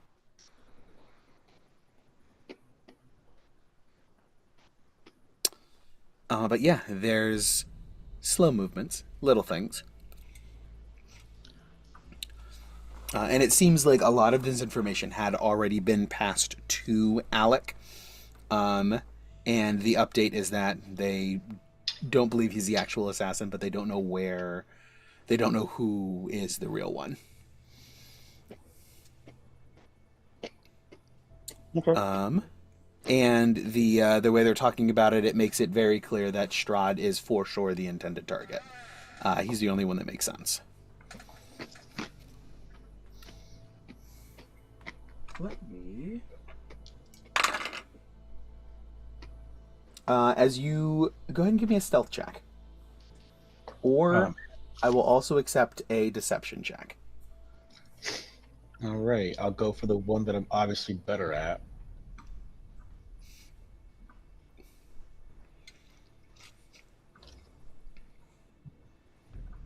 19. 19. Thank you you. catch... That's 9. You catch little bits and pieces and approximating all of that information. After a moment, excuse me. After a moment, Alec sort of like perks up and notices you. Oh, John, come here. We found the food. Take what you want. We're going to get the mouthful before we take it back to everyone. No, of course.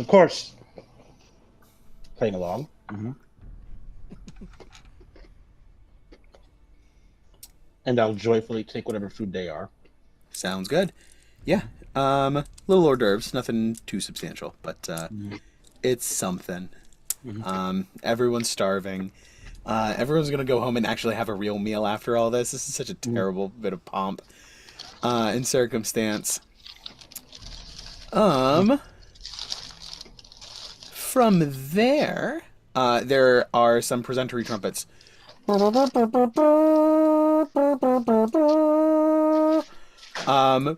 And a squire presenting Lord Strahd von Zarovich, stepping out from the castle and up onto this elevated platform is a familiar, healthy, mortal Strahd von Zarovich. Red flush in his cheeks, a slight favor to the side where he got hit with a javelin. Magic seems to be the word of the day, but he's still feeling it. It was healed but not cured. And Sarah, take it away. Okay. So, as I step up onto this platform, I don't say anything. But I reach down to the side and I pull out a dagger. Black, red, and gold dagger, tightly clutched in my hands. I'll turn towards the north. I'll point the blade to the north. I'll reach down to the ground, grab a handful of dirt, and stand back up. And then I'll shove the dagger down into the dirt and into the mud and into my hand, saying, I am Strahd. I am the land. And then I'll do this same thing 3 more times. North, south, east, and west. In all 4 cardinal directions. Blood just streaming from my hand, mixed with the muddy dirt. And then I will turn to the crowd and say, draw near and witness. I, Strahd, am the land. Echoing out. Go ahead. Oh, I was just going to say, and then I'll put my dagger back into its sheath, and we'll go from there. Wipe it off. Sheath it. Dropping, wincing with pain, but sort of like dropping the mud formed from the blood and earth. And a cleric steps up and heals the wound shut, so it's not continually bleeding, even if he doesn't fully cure the wound all the way. As this happens, the sky turns red, and there's a red wash over everything. Nobody else seems to notice. And you get the feeling that this is the tome. This is not... The sky didn't actually turn red in the histories. This is the tome. Darkness roils across the sky, and the light dims and dims and dims before you feel yourselves pulled up off the ground and launched through the liminal space again. Another familiar narrator voice echoes. All goodness slipped from my life. I found my youth and strength gone, and all I had left was death. And you are thrown into a different room. What feeble light burns in the dimming fireplace is enough to fill the room with rolling waves of red and amber light, illuminating rows and rows of ancient books, their leather covers well oiled and preserved through careful use, Large gaps span segments of the shelves, likely left to fill in more knowledge. A stone floor is concealed beneath a thick, luxurious rug, and in the center of the room is a large, low table, waxed and polished to a mirrored finish. Even the poker in its stand next to the blazing fireplace is polished.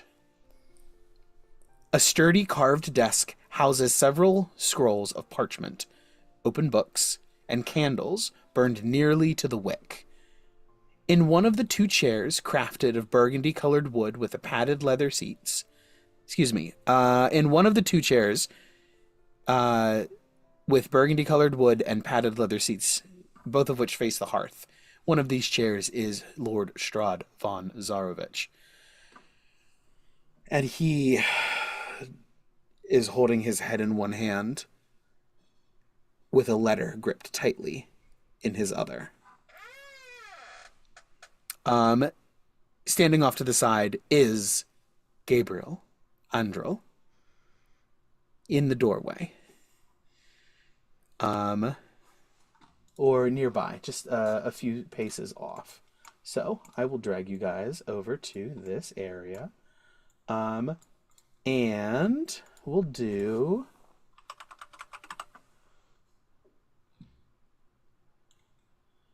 Strahd in one of these seats, and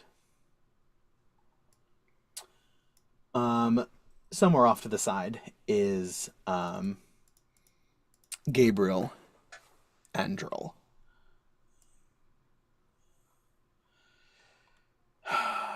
As you guys stand there,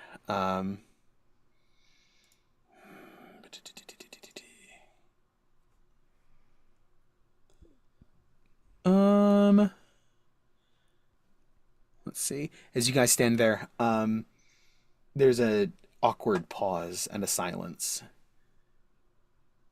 before Gabriel speaks up again. My lord, are you all right? She was never able to see her namesake.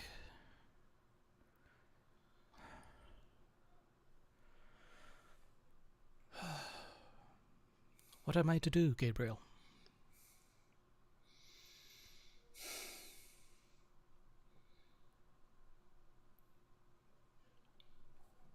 Mourn her. She deserves that.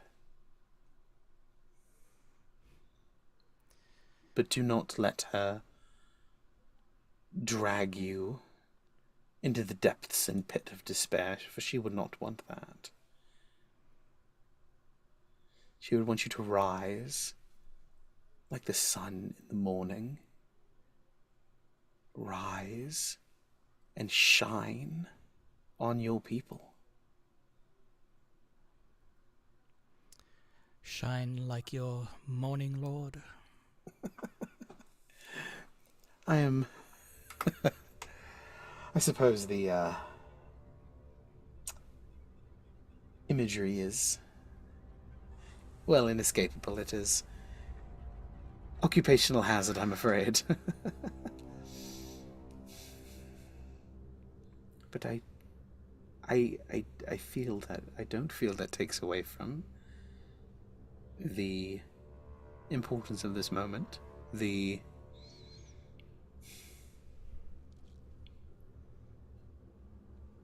encouragement that it brings. Just because things only become cliche because they are true, and people say them over and over and over again. There's nothing wrong with being cliche.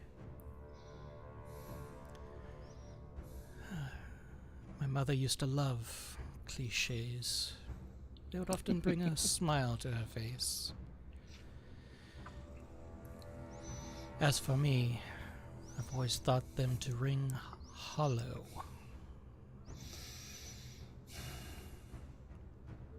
Much like your morning lord.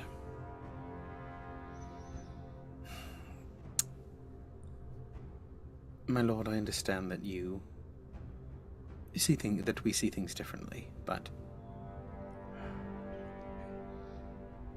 I truly believe that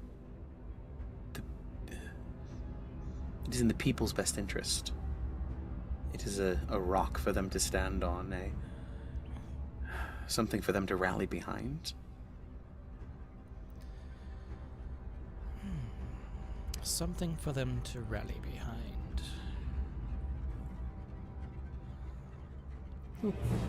Of course, not a point of revolution. That's not what I meant. A point of reference.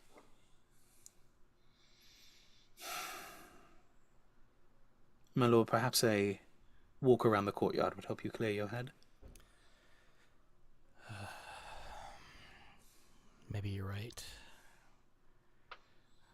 A walk in her garden might do me well.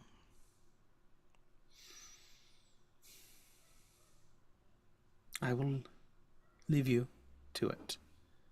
But I will be nearby, just if you were to need me. Thank you.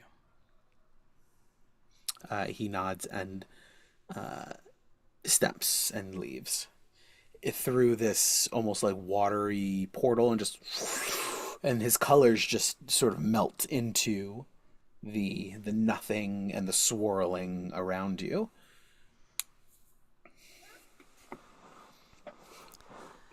And a little bit after Gabriel leaves the room,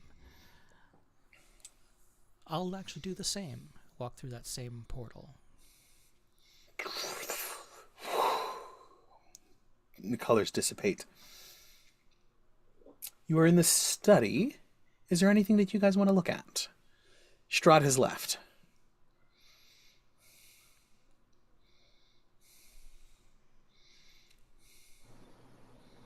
I'd like to see what books there are around I was here. gonna say, let me look at the books. Looking at How the detailed are books. we allowed to be here? Could we read? Or we? You find a tome of just for fun.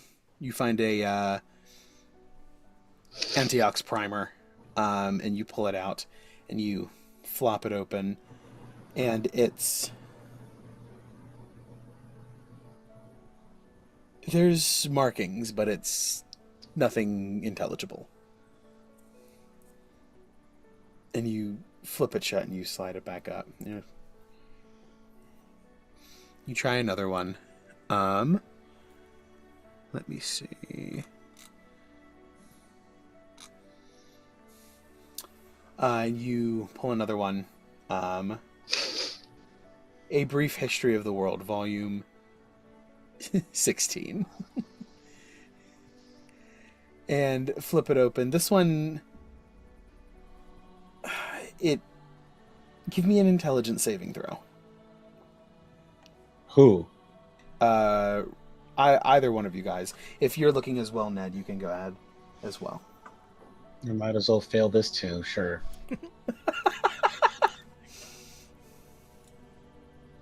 The dirty 20. It's a dirty 13. It takes a moment, almost like you're trying to figure out how to focus your eyes, and it resolves into you're reading about the this moment in the Netherese Empire where the Faerûn emerged. And there's a picture of this long, grotesque, almost like it's this thing. It's long and green and has a big wide open maw, and it has a couple of little spindly legs. It's real gross. You should look up a Faerûn from the Netherese. They are not only resistant to magic, but they consume magic, and were a bane of the Netherese existence, as they were a civilization that was founded on magic at its very core. Ivor, you look over and you glance over and you shudder down your spine as you look at it and you're like, oh, absolutely not. What's it called?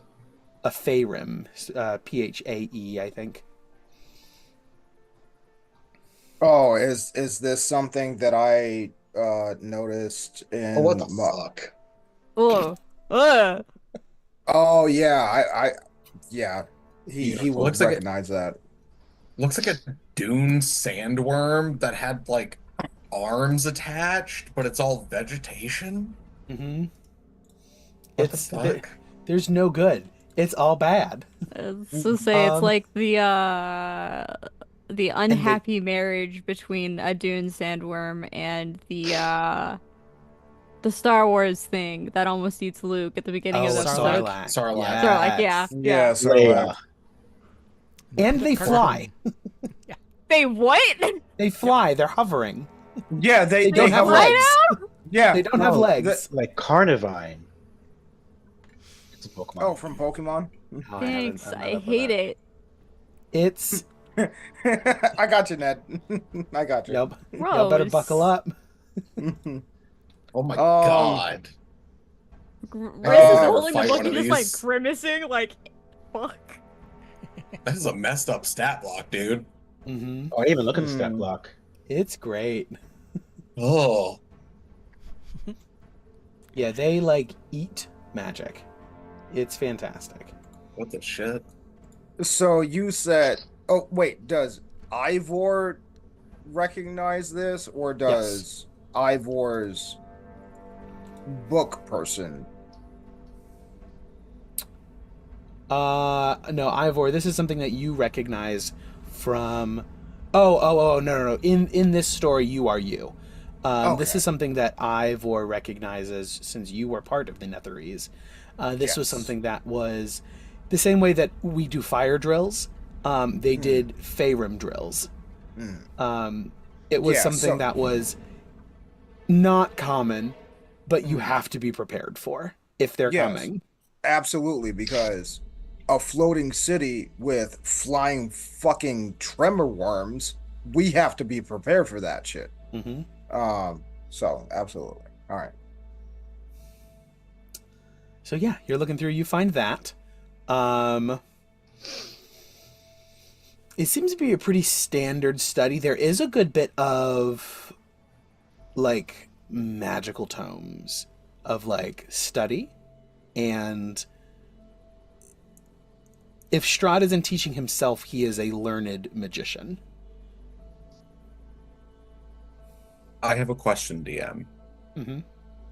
Would it be possible? I'm gonna ask. Actually, I'll just ask Ivor. Okay. Do you think 'cause there's we're all anything together, right? Mm-hmm. Do you Yes. think there's anything hidden in this room that we could potentially find? And because anything out in the open, I don't think is going to be useful. So I think we need to look for the hidden thing, like a diary, something.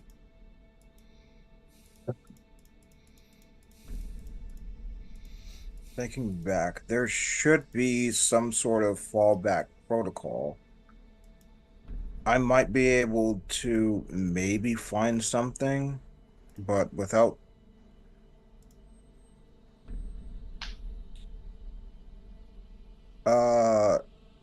Are we like here, or is it just like, is it just Ivor, or do I have Calgary and Cesar? Just you. You're the only one who comes through. Okay. I'm going. Can I give an investigation? Looking for secret doors? Yeah, absolutely.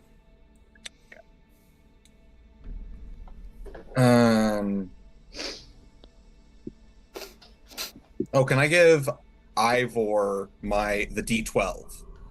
Yes. You have a D12 on that, sir. I will say, if you're looking for, like, what, a diary or whatever, we're kind of reading Strahd's diary. Well, yes, but I'm talking about something that he doesn't keep on him now.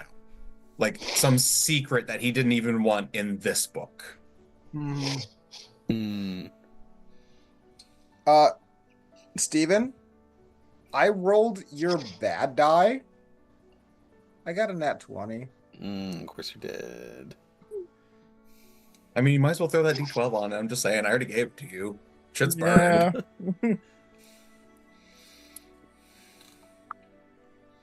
Yeah. Solution.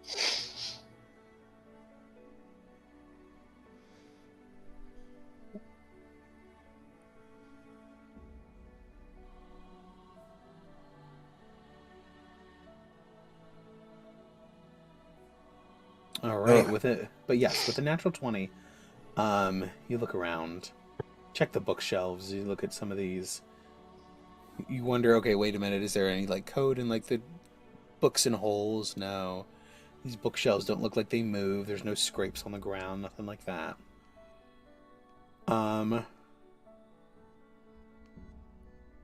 Well, the one place nobody would look is on the other side of a roaring fireplace.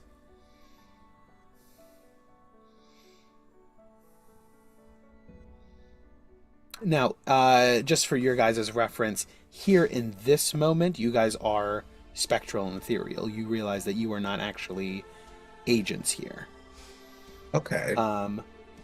Not like ghosts. You guys are still interacting with the physical objects, but you're not. You don't get the sense that people would like. They didn't. Nobody registered you here in this moment. Like Gabriel and Strahd didn't see you or talk to you. But yes, so, Ivor, you're like, well, no one's gonna look behind a active fireplace.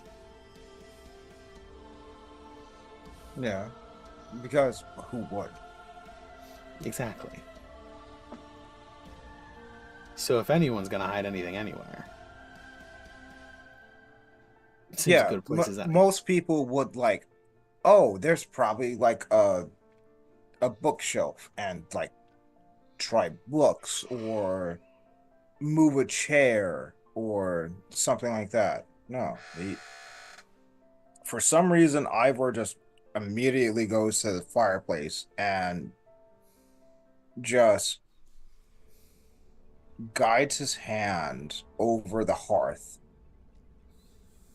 and just, oh, this seems different. And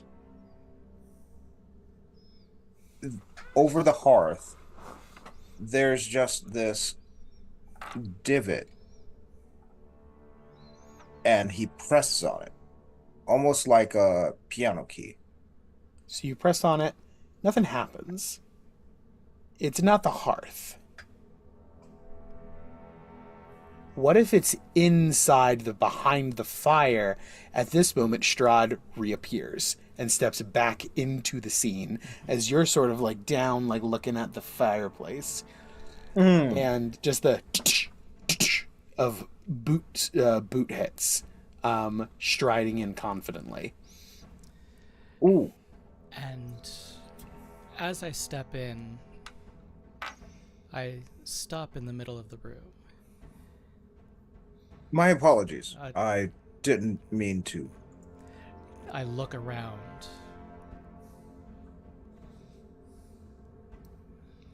Both directions I look. Almost as if someone has been here. Then I'll step up to the fireplace. I'll snuff the fire out. I'll pull one of the pokers, and then I'll step through the fireplace. Stepping forward through the hot coals, Strahd grabs one of the pokers and pushes forward, you following closely behind, opens and you're walking up behind him. Please be secret door. Please be secret door. Please be secret door. And what is it? Stone just moves, and there's a little yay in your brain. as... Let's see. Cool. No, because this actually makes sense because Ivor was the one that picked up the crystal and walked through the cold fire. Oh, yeah. Yeah, so you... Strahd walks in and takes a look around, sort of organizes some things, pushes some things off to the side. And then we'll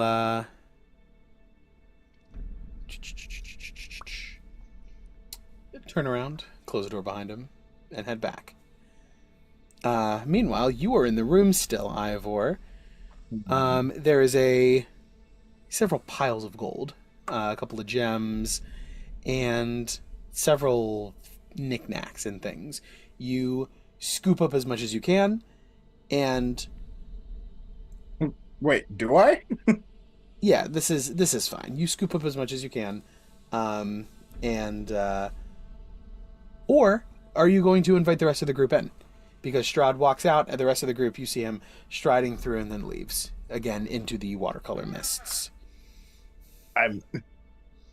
Did Strahd just looked around in the like treasure room, right? He didn't like take anything? He looked around the study, almost made eye contact with some of you before continuing and going into the secret treasury. Did not take anything, just sort of like gives it a once over. Stands in front of a painting of what you presume to be his father and mother, King Barav and Queen Ravenovia, and then heads back.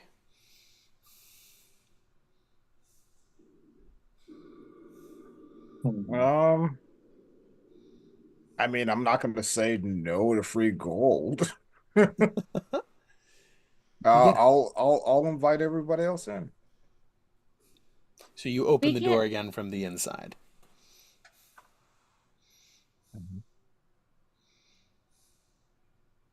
Yeah, Gawain will go in. Yeah. I was like, we can't take anything out of the book, right? Yeah, I mean, I'm assuming it's fake gold for us. Yeah, like Right, like if we end up with a magic item, like it comes out as a regular item. So yes, non-magical items can be brought back. Magical items lose any magical properties. Oh, so So we we can can take gold. We can take So the we can gold. we can just fully Gold. rob him right now. gold. The puzzle Gold. box of holding has been opened so quickly. And just it's on the ground, and I'm just magnifying density to like gravity well some gold together so that I can just push it in as quickly as possible. Boy. Gems are going in first. Okay, Steven, above table, real quick. I just want to think this is going to make up for the fact that you had a child steal my coin purse. And he got away. Yeah. Cesar was chasing him down the back alleys. Oh, that was a Halloween episode for It was great. anyone who is watching this on YouTube or live. Was that? Were we streaming at that point? No. No, we're think so. not. Yeah, that was pre-stream. So, yeah. So all things considered, it's 574 gold and 37 silver, including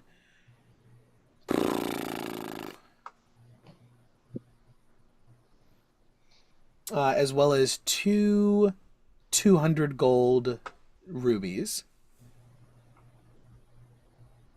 a 300 gold sapphire, Hold on, one sec. 300 GP sapphire. Okay. and a 300 GP diamond. Revivify diamond. Reviva Yes. diamond. Okay. You don't mind if I Um, just add that to the puzzle box? I mean, Yeah, just put it in the box. we split it later. Yeah. Yeah. And everybody roll a d100. Oh, everybody. Mm.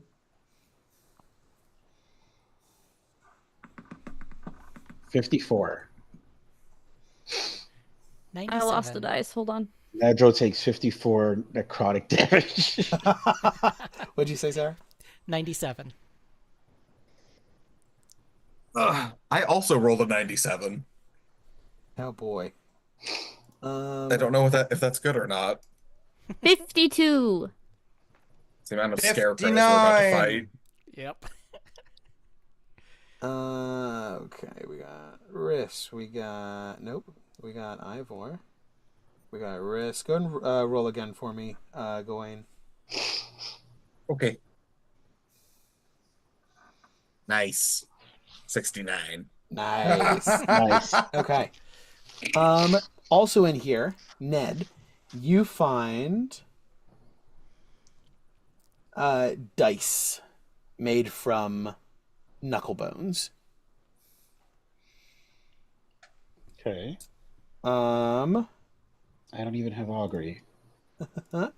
there is also 97, a black wooden pipe that creates puffs of smoke that look like skulls.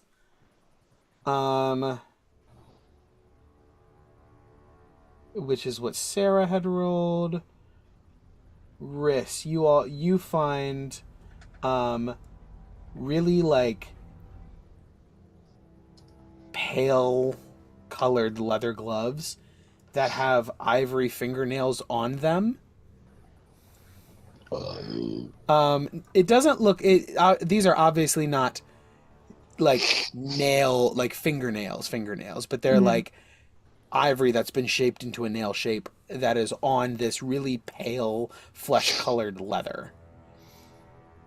I want to identify it, but I know it's not going to be magic when I leave.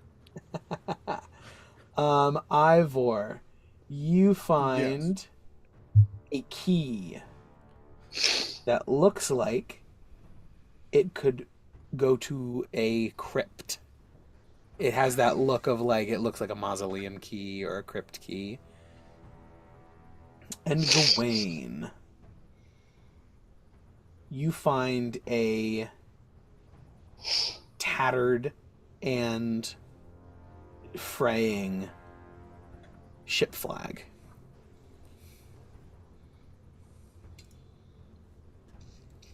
Okay.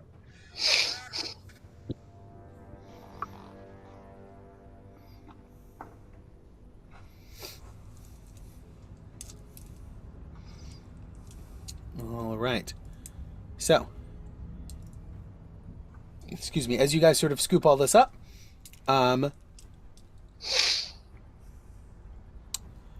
the Strahd the narrator cuts in one final time.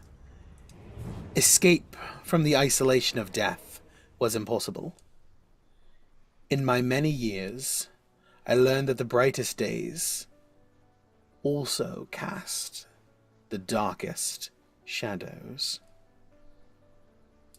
And the room just sort of like melts, and you feel yourselves pulled through like gravityless space before speeding up and up and up and up and up and just sort of like thrown back into your bodies here on the material or here in Barovia, or thrown back into the apartment, as the case may be.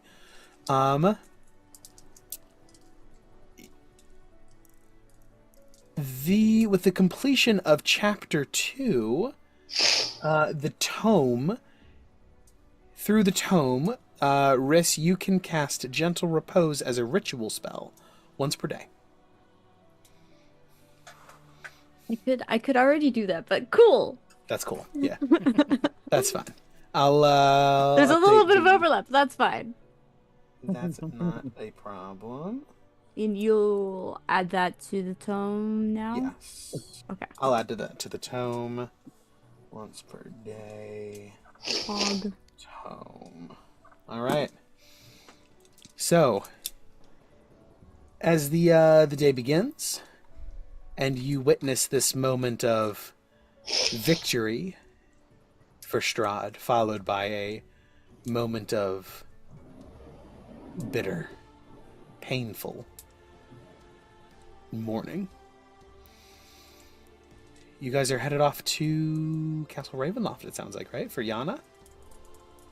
We gotta get the spell under order first, but yeah. Oh, yeah, we gotta do that. We So, also we- have to get in contact with Ludmilla to give Yes, us a way okay. to do so. Yeah.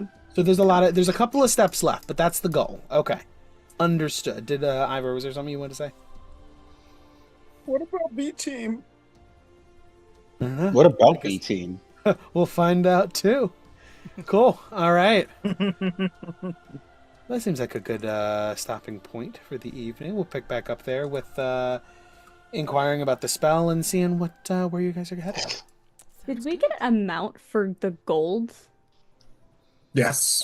574 gold, Okay. 37 silver. Yeah, Gawain was already working on that. Cool. Sorry, I was just double checking. Yeah. We good. And all of those little trinkets come with you, if you wish to keep them. So we just need to do this every time we go in. Just find his stash and just fucking rob him. Because if you think about it, from a retroactive standpoint, it's hilarious. Because that means we time travel bamboozled him at some point and ruined his day. I don't think that's how this. I don't. I was always picturing it as this is creating like a pocket dimension like based on a memory. So this isn't directly affecting the past. We're just viewing it. Nope. All I heard was we got a shit ton of gold, and Ivor has a key to a mausoleum. That's all I heard. Yes. Which I did highlight because I feel like that shit's gonna come up. Cool. And I took a And knuckle Sarah roast. laughed. So that's a good sign. Sarah laughed. No, I just know what's I'm coming. sorry. Who's the DM? Nice. Steven, I know love things you. are coming. But if Sarah laughs, it's a good sign. No, it's a laugh in terror because I know what's coming. Mm-hmm. As you should. All right, but yeah, that's a great spot to pick up next week. We will continue investigating onward with the trek to get Yana back, barreling down on it. Awesome. So yeah, thanks everybody for playing again this week as always, and thanks to everyone who watched and joined us both live and on the VODs on YouTube. Once again, RPGstorytelling.com gets you everything, all the socials, all the links, all the merch. And keep your eyes open because maybe you may see some merch from us on there soon. So I'm very excited about this. So don't close your eyes; you might miss it. But thank you so much for joining us. It was wonderful to go on this journey with you, and always remember, you are the legend at the end of the Dragon's Tale. Good night, everybody.